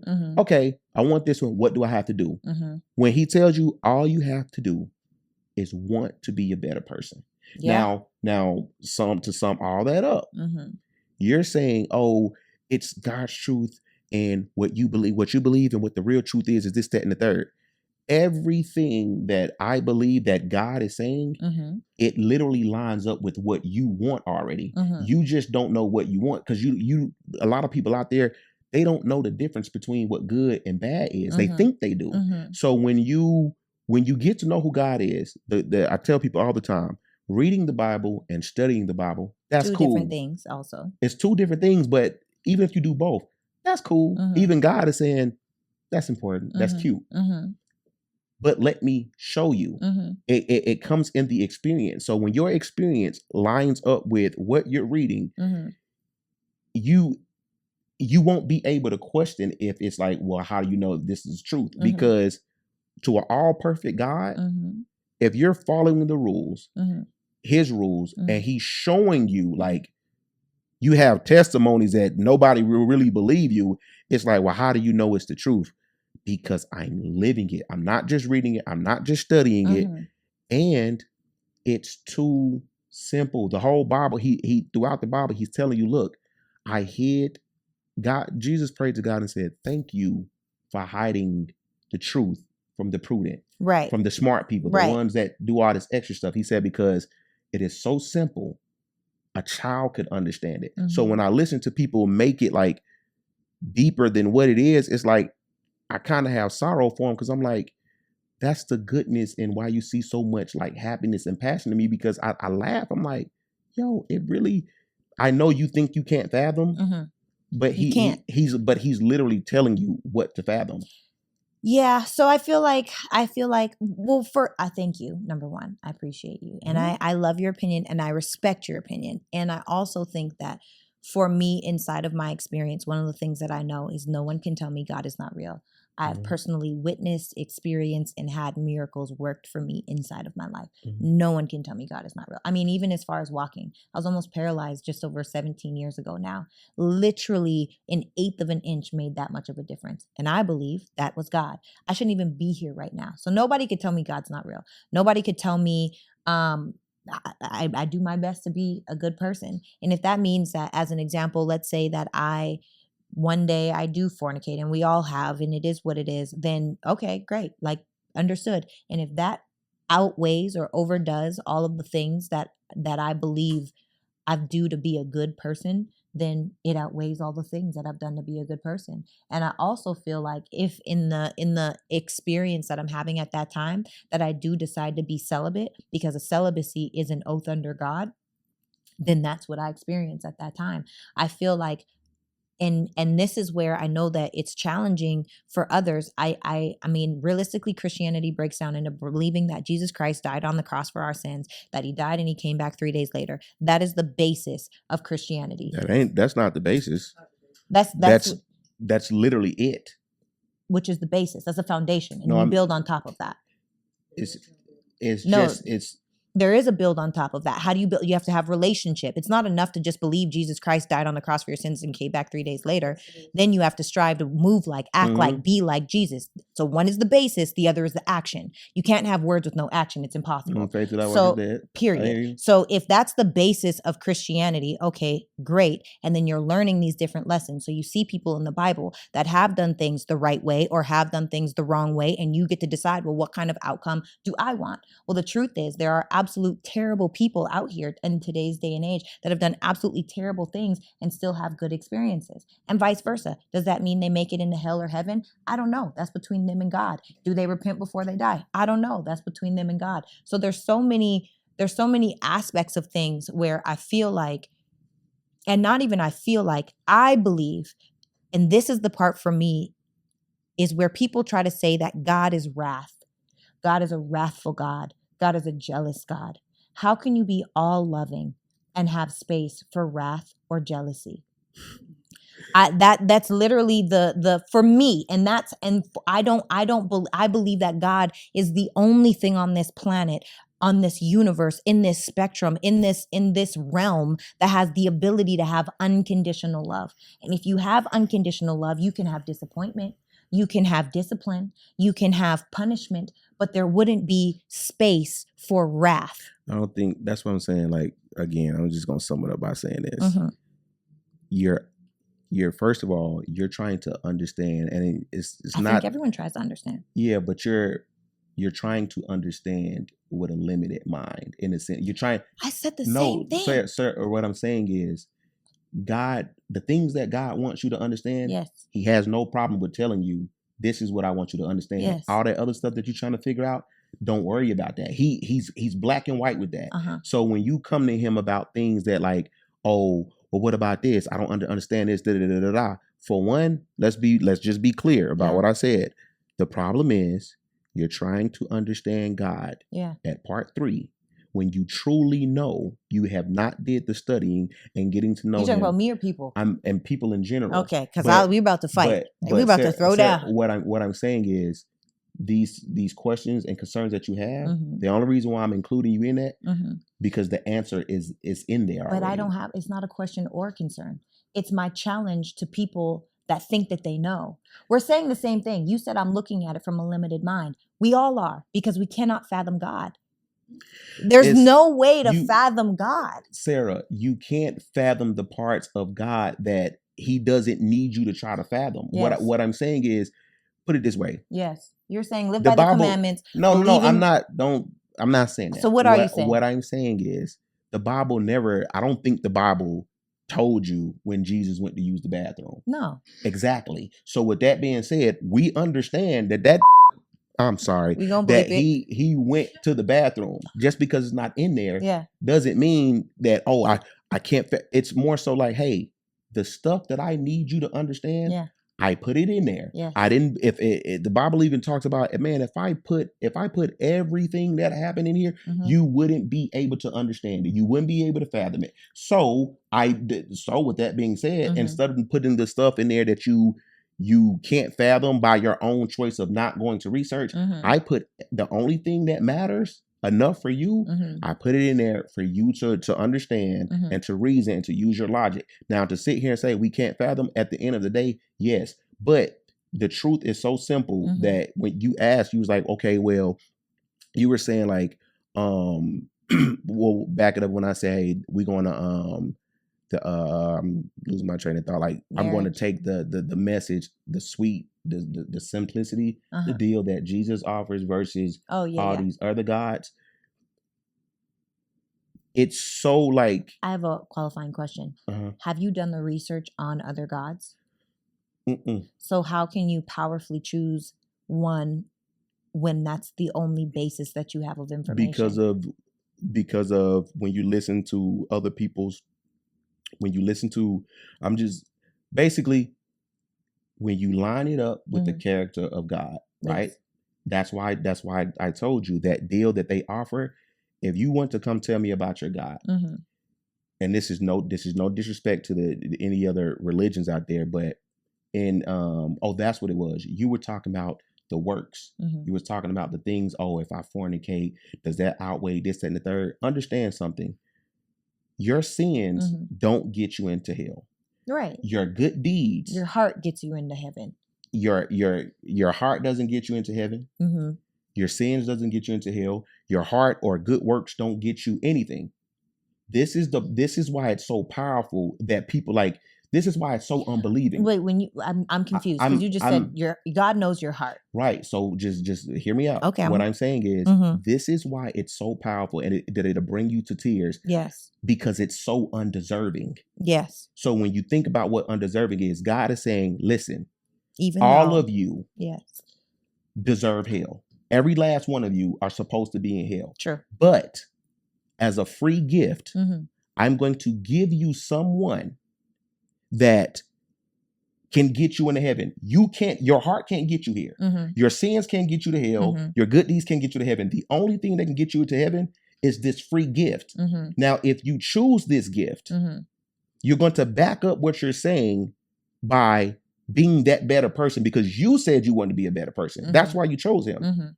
But literally, no work, no feeding the homeless, no, Lord, I had sex before marriage. Does this outweigh? That don't outweigh nothing. All that means is you doing something that I ain't asked you to do. But at the end of the day, you can't get you into heaven. Your heart can't get you into heaven. Only I can do that. Only the grace, just because I love you. I'm giving you this just because I know you're going to mess up. I know you're going to be stupid. So why not take the deal like, hey, wait a minute. You mean it, Lord, that way? It's too powerful to be like, hold on, Lord. I don't deserve it though. I know you don't. But because I love you, I'm going to give you this free gift. And I'm going to tell if you're real because you're going to make the own choice out of your own free will. You're going to make the choice to want to be a better person. Yeah. It's not so you can, Emmanuel, you can believe in me and you can go to church and pay your tithes and all that. Guess what? You're not getting here because you paid your tithes. You got in here because you believed in me. The rest is on you to prove to me like, oh, you want to be a better person? Yeah, I feel so strongly.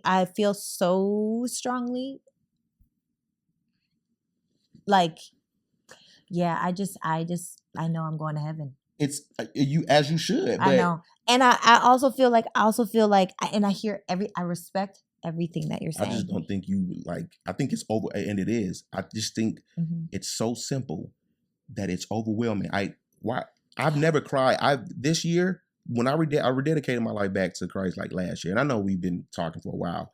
This is going to be 2 episodes. But I've never cried literal tears so much because I cannot fathom, I cannot understand it. When you talk about, I don't think we can understand, you're right, we can't. I don't understand why you love me so much. You know I'm going to mess up. You know I'm going to intentionally do you wrong. You know I'm going to do all of this. And you still got the nerve to say, hey, here's my son.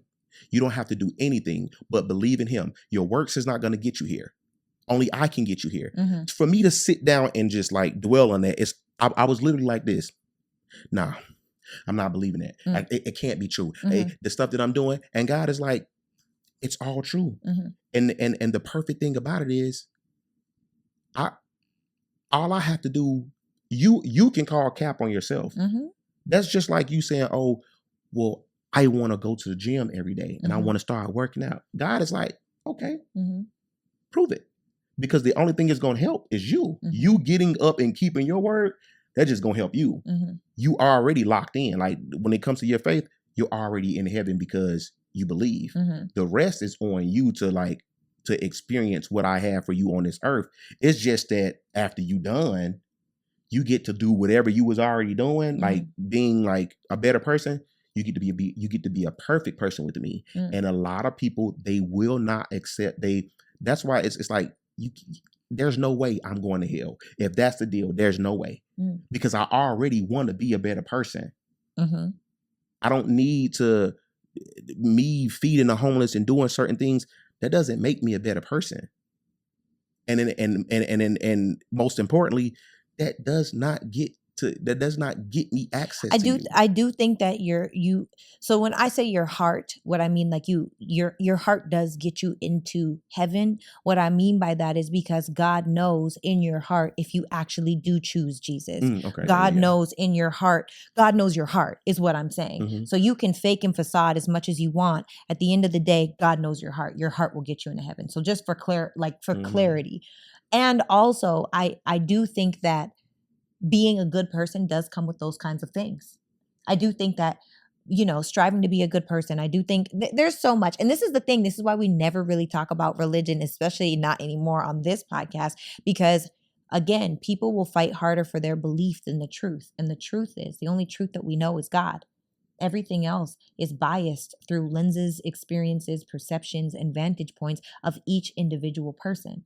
Even if you're doing your own research, it is biased because you are you through your experience. Did you know Christ? Mm-hmm. You know why he spoke in parables? Because they're simple. So if you look up how many parables that Jesus looked up in the Bible, I don't know the exact number. I definitely don't know. I'm just thought of this. If you look up all the number of parables, do you all know they're all coming back to one message? What is it? The kingdom. How to get into the kingdom. That's it. He doesn't talk, oh, this parable is to get you to understand this parable for this.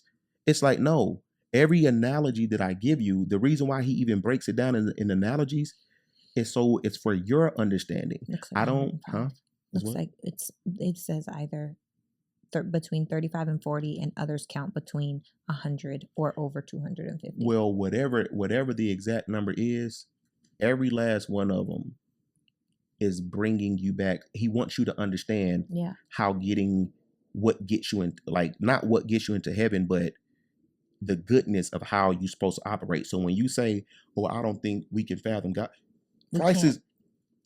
Christ is telling you that he's breaking it down in analogies that in a way that multiple people can understand it. I might not understand a certain parable. Lord, can you give me the same message? Your situation may be 6 plus 2. Mm-hmm. My situation was 3 plus 5. 3 plus 4. 7. No, 3 plus 4. Oh. So your situation is 5 plus 2. You said 6 plus 2. 6 plus 2. Okay. Right. Okay, right. Okay. And my situation is 5 plus 3. Okay. They both equal 8. Yes. The analogy for you is 6 plus 2. Yeah. The analogy for me is 5 plus 3. But the message is still 8. So with that is being said, I don't sit here and try to make things complicated when Christ himself is saying, hey, the reason why I'm speaking in parables is because for the people that want to know who I am, they're going to dig for the answer. And when you get the answer, when you dig for it and you really get the answer, you're going to literally do this. It can't be that simple, Lord. Yes, it is.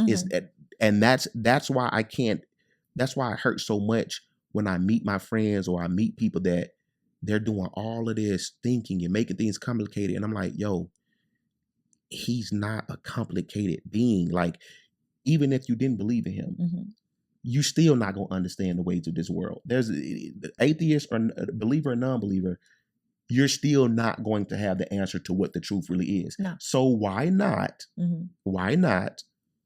do the proper research, the study, be intentional about sitting down, reading this stuff and understanding, and let him show you. He's actually begging to let me show you how simple it is.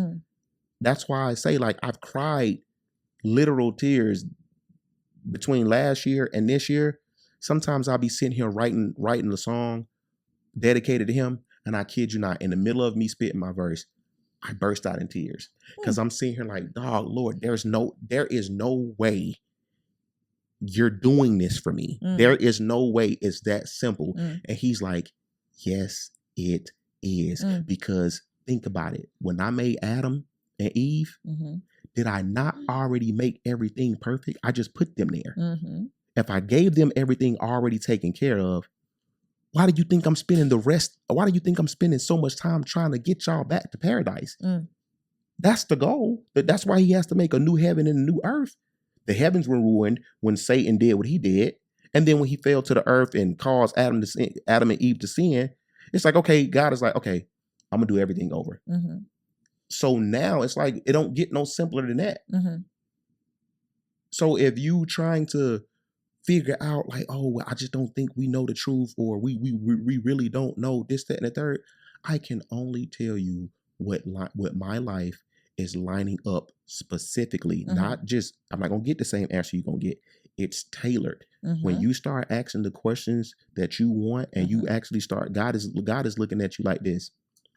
Do you know what predestined means, Sarah? Mm-hmm. You know what that means? Mm-hmm. That means the blessing that you waiting on, I don't have to come down and give you nothing. It's already yours. I'm just waiting for you to link up. I'm waiting for you to partner up with me. I know it. So you can get that. You preaching to the choir. Look, one thing about me, I not only do I know God, I'm sorry, God knows I'm me. so passionate about No, it. and I love that. You're in it. I don't only know God, God knows me. I could walk into a room of 1,000 people and God will be like, that's my Sarah.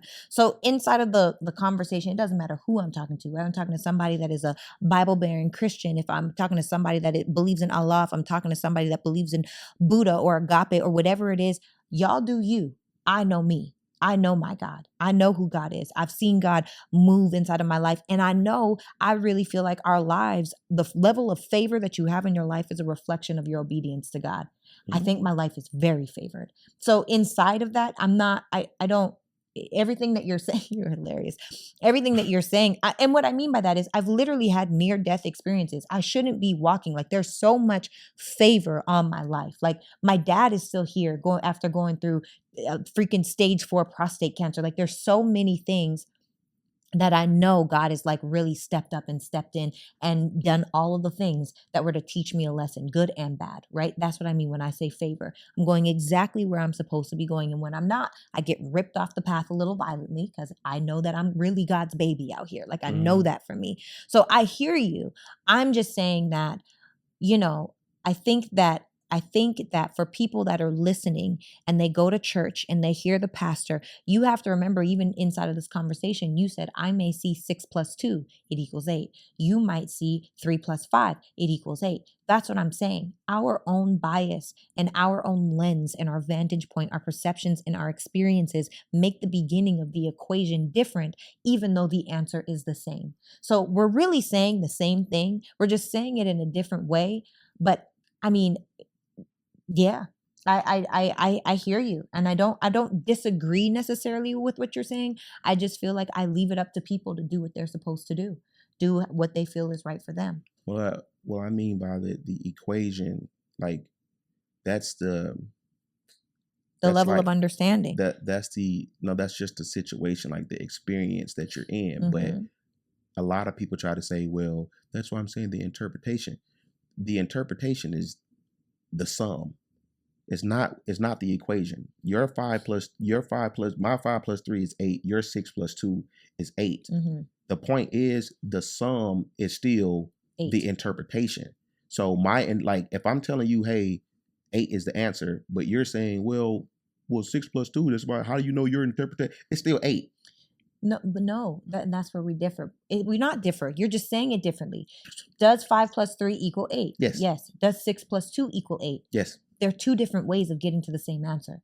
That's what I'm saying. The beginning is interpretation, but it's giving you the same answer. We're saying the same answer. The destination is the same. Yes. So I agree with you. So what I'm saying is, if I ask you a certain question and you say, well, I believe this, but I don't believe that.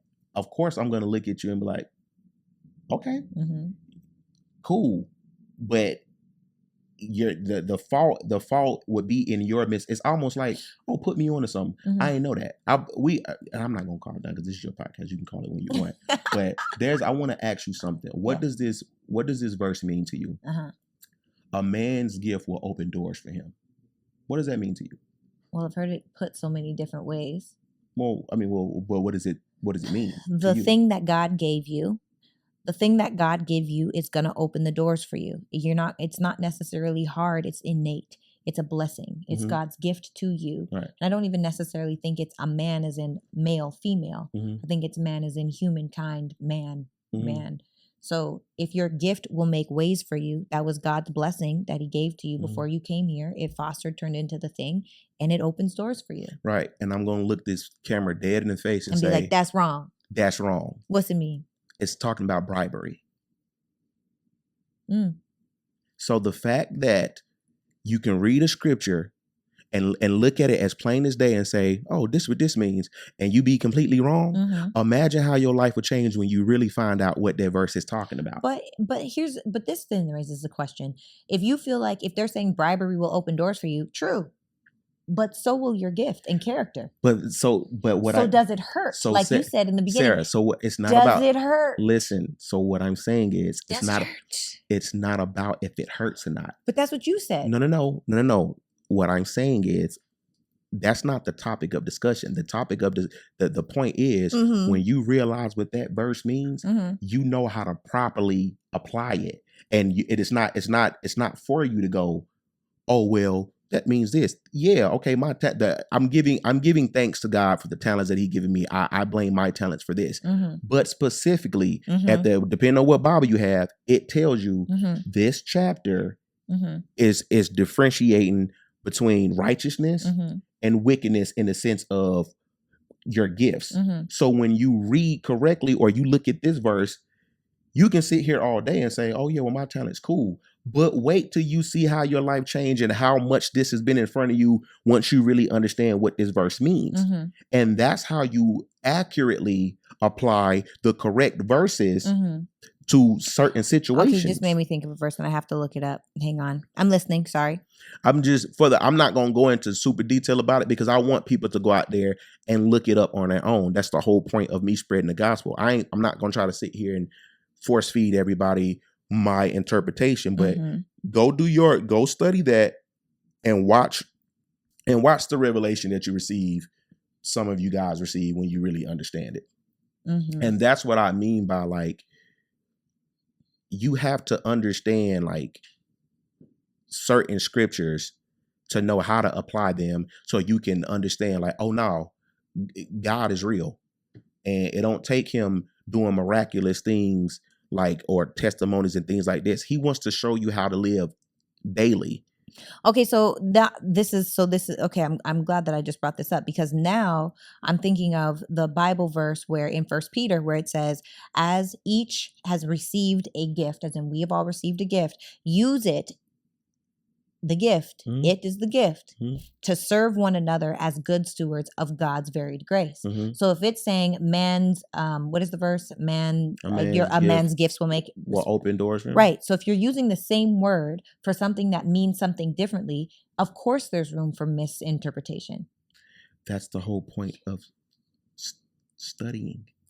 I agree with you. But in the same sense, if inside of 1 Peter, right, it's saying, as each has received the gift, because we all have received the gift, it's saying the same thing that you would interpret from the bribery context. Right, Sarah, but that's why it's based off of context. Because when you hear people, when you come across people that don't read and don't understand, like I said, when you come across people that don't know who God is from the beginning, they can cherry pick scriptures and go, well, this what this scripture mean, and I'll look at them and be like, okay, what happened prior to that scripture? Oh no, this scripture just said. That's the problem. Yeah. You're looking at you're taking a specific scripture, you're trying to apply it to your life, and God sometimes is up there like, that ain't what that mean. I know what it plainly looks like, but that's not what it means. And that's also how you hide the truth from the prudent. Confusion, and God is not of confusion. Sarah, I feel like you just made it more difficult. In itself, it's not all I'm saying is you're making it more complicated than it is. All I'm saying is, if you're going to say, well, that's confusion, imagine how many people are confused when Jesus talked some parables. The whole point of him, even his disciples came to him and said, Lord, hold on real quick. When you talk to the Gentiles, when you talk to these people, why don't you just make it plain? Yeah. Why are you, they can get confused. They can go over here and this, that, and the third. And he gives a bunch of more confusion to them to be like, okay, he said, I only explain it to you guys because for one, you're with me. He said, but understand, when I talk in parables, it's literally to distinguish who's really for me. So I don't have time for people to make excuses like, well, well, right here is saying this. It's confusing. It won't be if you take the time to get to know me. That's the whole point of me. That's the whole point of me doing it. I need to be able to tell if you serious. And the only way, just like how if you use an example for today, you would want a man. You literally just said, "Hey, I want to get to know this guy. If I'm gonna be intentional, I'm intentional about what I'm doing." So God is using the same analogy. He said, "Are you intentional about me?" Okay, because if you was, then you would know the difference between slave, your definition of slave, and this definition of slave. But for the most part, people are gonna say, "Well, that's confusing because it's saying it here in this scripture and saying, wouldn't you think that this and the third?" Yeah, I would on a surface level. Yeah, I just, but based on who's teaching, who taught you that? He did. It's How do you know it's bribery? Because, for one, at the top of the chapter, In context, yeah. At the end, what book is this?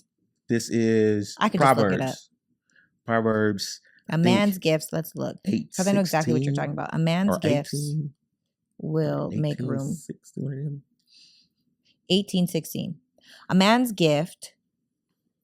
Okay, a man's gift will make room for him and bring him before great men, is a verse from the Bible, Proverbs 18:16. Some say this verse is a powerful statement that reveals a person's gift or talent is what they were designed to be known for. It can also mean a gift can open doors and give access to important people. So this is like in all testaments.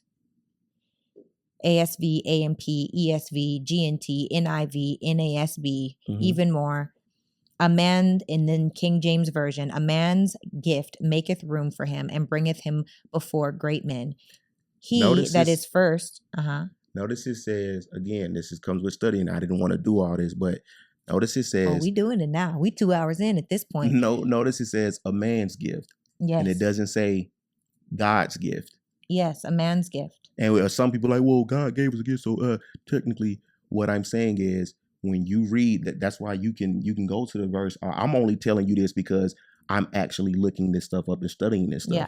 But if you go to the top of the verse or the chapter, like it tells you, depending on what Bibles, it says, hey, this is what it sums it up. This is what you're getting ready to read.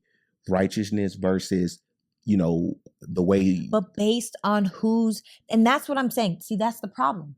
Unless you have a conversation with God yourself, and God has revealed to you that the word gift in this context means bribery, that doesn't make sense to me. And God is not of confusion. I'll tell you like this. If that's the case, yes, everybody out here, including Sarah, do not open up a book and read it.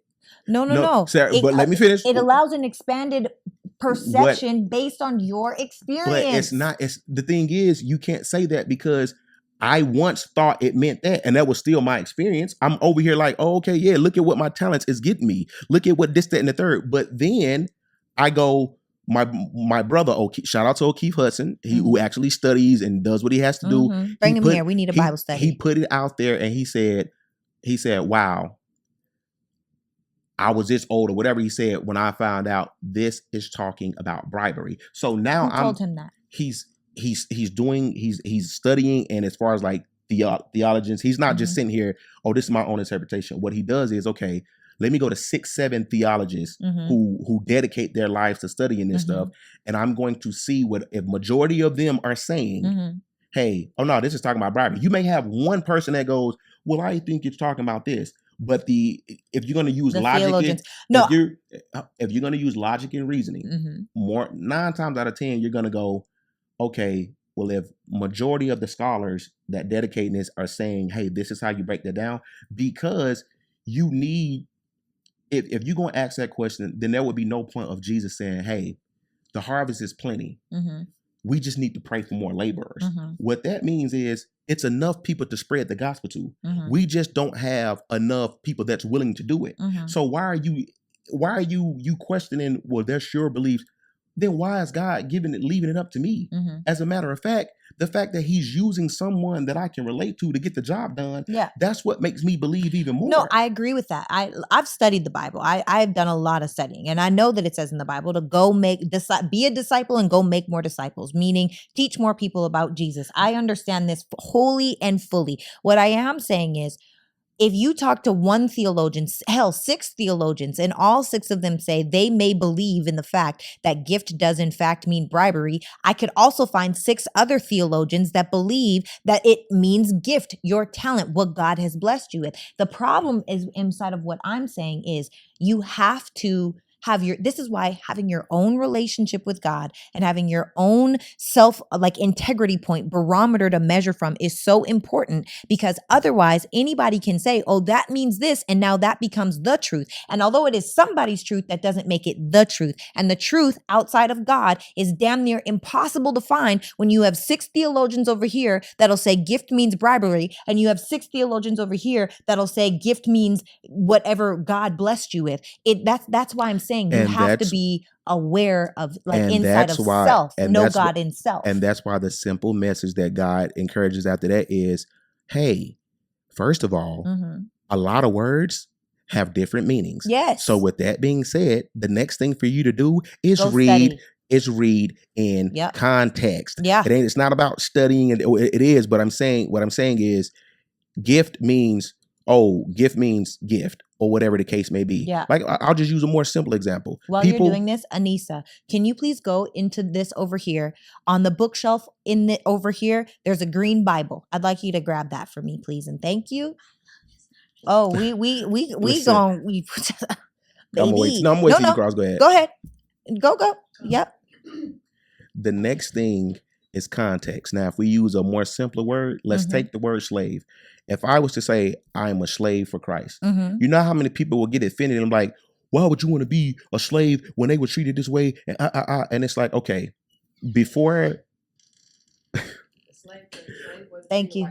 Before slave was what you think it is and what you correlate it to, understand that it was also back then, it meant indentured servant. And people just won't literally pick up the Bible and read. If slavery was so bad and if God allowed slavery, why did he forget to take out the part where he says you must let your slave go after 7 years and you must like reward them like properly. You have to treat them this way. You must love them.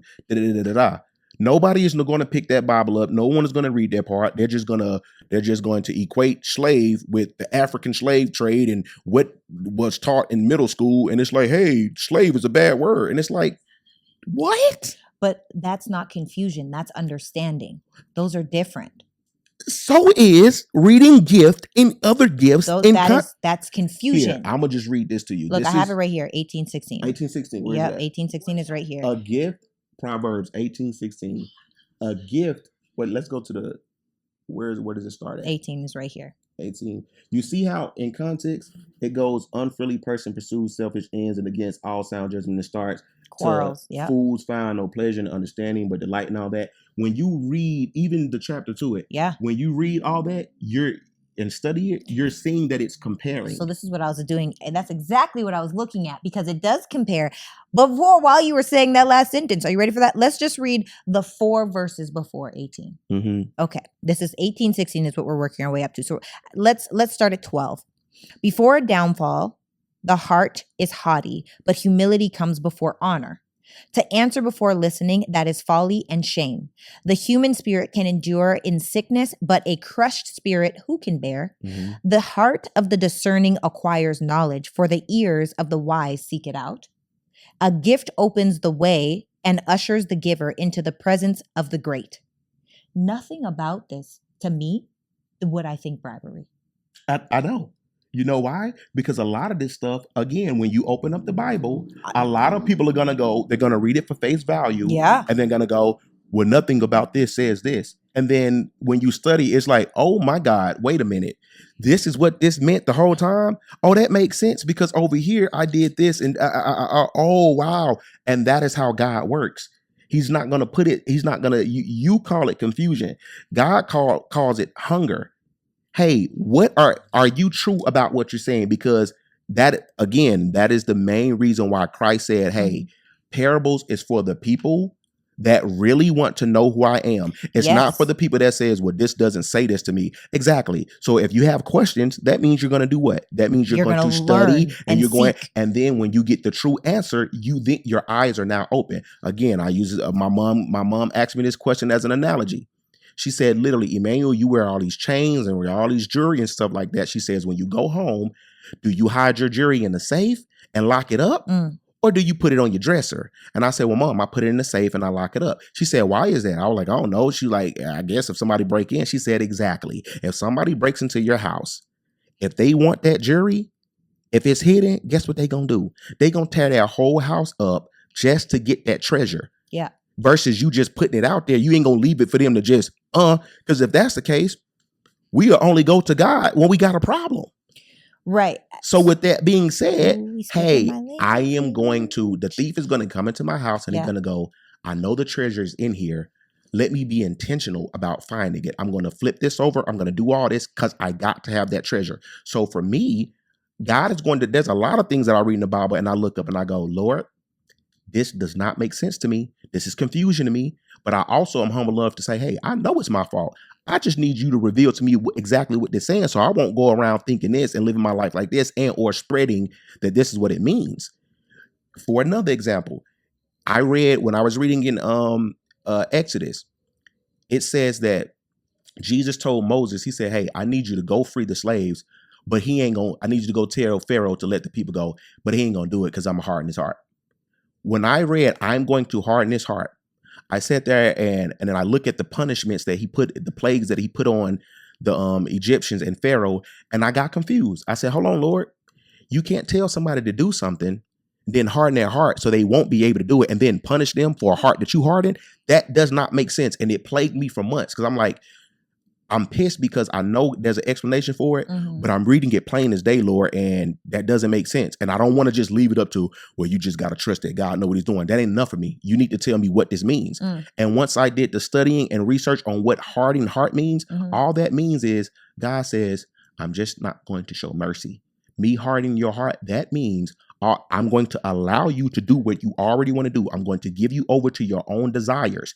That is what me hardening your heart looks like. That means if you're doing something wrong and I done sent all these signs to you to tell you to stop and you didn't do it, I am now going to pull my mercy from you. I'm going to let you do exactly what you already wanted to do. I am hardening your heart. So when the punishment comes, it is no longer my fault because I already sent you every possible sign that I could to get you to turn to me. But because in your mind, out of your own free will, you already made your mind up that you're going to do what you want to do. So basically, you hardened your heart way before I sealed it. You did whatever you wanted to do. And all I did was I gave you what you wanted. I just handed you over to desires. Yeah. That's what hardening your heart. So when I studied and I found out that that's what that means, everything made sense. Not only did the story make sense, but things in my life made sense. And I was like, oh, when you think about certain people today that got every excuse as to why they don't want to change. And you know why he says, this is why you don't argue with people.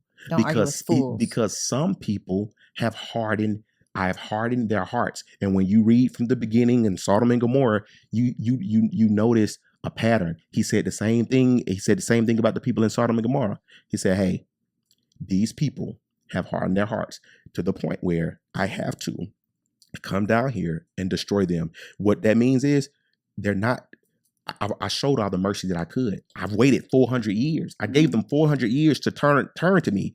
And do you know how hardened your heart got to be for you to reject God for 400 years? Oh no, your mind, you're going to hell. And then on top of all that, I'm still going to allow you to live and do all the pleasures you want, because on Judgment Day, when that comes, then everybody gets judged accordingly. So when we read Proverbs 18:16, yes, some stuff may look like confusion, but that is God's intent to be like, hey, not only does it make you spend more time with me, it shows me that you are intentional about spending time with me. And guess what you get as a reward?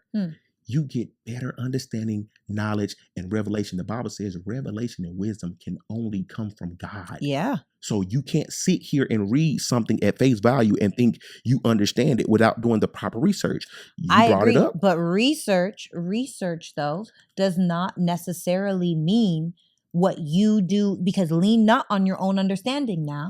So we can't do all the research for our own understanding, be like, oh, that must be this. It is revelation through God. God comes through spirit, comes through vision, comes through dream, comes through voice, comes through prayer. God comes through different things. But guess what else he tells you it comes through?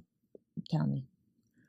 A body of people that believe the same thing he But believes. you could find a body of people that believe in the complete opposite. Sarah, that's the point. As now, theologians is what I'm saying. So the thing is, if it does not, all you have to do, if we're going to go that deep, all you have to do is you sit down. See, most people are not willing to have these conversations. If you're going to sit down with a body of believers that the theologian says different, it's okay. Let's backtrack a bit. But pause, because I feel like most believers, actually 97% of people are followers. They are not critical thinkers. And on top of not being critical thinkers, they're not true connected. They're not connected to source. So you're telling a bunch of people the way that things are, and most people are believing you. Watch this. You just said most people are followers, right? They're not critical thinkers. They're not going to do the work for themselves. They right? are not connected to source. Right. God. So they don't know God. Okay, cool. And God don't know them. So if most people are followers and they're not connected to God, why do you think God says most people are going to hell?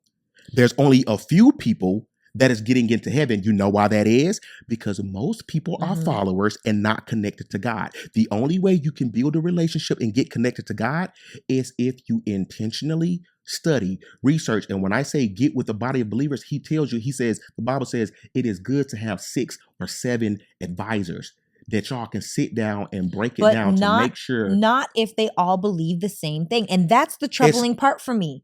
Because if everybody is saying the same exact thing, and we gotta, before we get cut off, we just need to have this conversation together. But if everybody is saying the same thing, okay, make this point, because then we gotta close out. Because if everybody's saying the same thing, how? I mean, it's not gonna, I guess it doesn't really matter to you after what you're just saying, but I study, one of the theologians I study who breaks down the Bible is David Guzik, and Proverbs 8:16. A man's gift make room for him and brings him before great men. Yeah. A man's gift. So it literally breaks down verse by verse, word for word. Yeah. And this is based on this theologian, the man. Yes. Okay. So a man's gift makes room for him. A previous proverb, 17:8, spoke of a present in the sense of bribe, but a different word is used here. This proverb is simple recognition of fact. Generosity and politeness open many doors. So when you the fact that when you break all this stuff down, I know we got time. You go back and you read all this certain stuff. It's not a bad thing for you to go, oh, okay, that's a little twist on that, and it still applies. It doesn't mean like, oh, the thing that you read in First Peter. So it's more so like, okay, well, over here, yes, that's what that's talking about. But over here, this is what this talk about. You need to be able to distinguish which the world is so tricky. It's probably it'll probably be a good idea for you to know in detail as much as you can what means what, so you'll know how to, so you can know how to move. Because the smallest thing can deviate you from what something really means. So the more you know, the better. But and this is the last thing I say. I'm gonna say, because I swear, I just feel like this was a really good episode. Yeah, Kenny, we gonna split this in 2? Yeah, that's what we're gonna do. Okay, so I feel like, I personally think that the problem with most believers is they don't do their own research, and they're not connected to source. They are listening to the preachers in the pulpit. They are listening to the podcasters that talk about Jesus in the Bible. They are listening to people that they think have notoriety, and they accept everything that they say as truth. And my question is, why is that your truth? And if you can help me understand what revelation did God give to you where you would think that this makes sense? Because creating confusion creates divide. Where you can divide, you can conquer. And ultimately, that's not what I want. So I've got questions for anybody that thinks that they have a specific answer, because most people live based off of accepting the perceptions and the truths of others and never do the research to define their own. And that is my qualm. It's not my qualm with God, because I know God. My life is a reflection that God is on me, in me, and around me. All of the things. However, when it comes to what people are trying to tell me or help me understand, or the lack thereof helping me to understand, I have questions because I'm not a follower. As you should. Even when COVID happened and my dad told me I was being reckless with my life because I wasn't getting the shot, I'm so tight with my family. I'm so tight with my family. My dad cussed me out. You being effing reckless with your life. You think this, that, and the other. You want to die out here. I'm not getting a shot.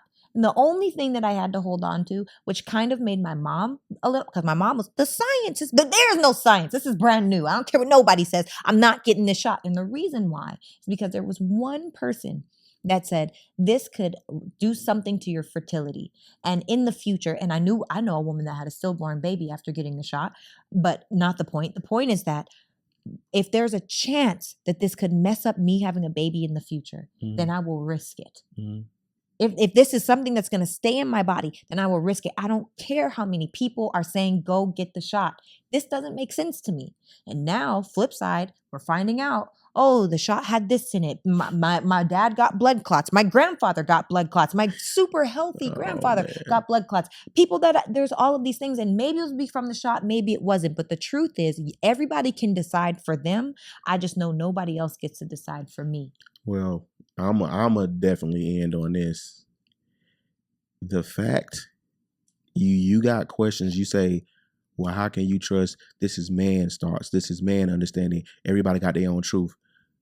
The book is full of humans. Yes. So with that being said, that means God has been using flawed humans to get the job done since the beginning of time. So you're going to have to give man just a little credit. I do give man a little credit. That just doesn't mean I'm going to follow. And I think that inside of what you're saying, as far as giving men, I forgot what I was going to say.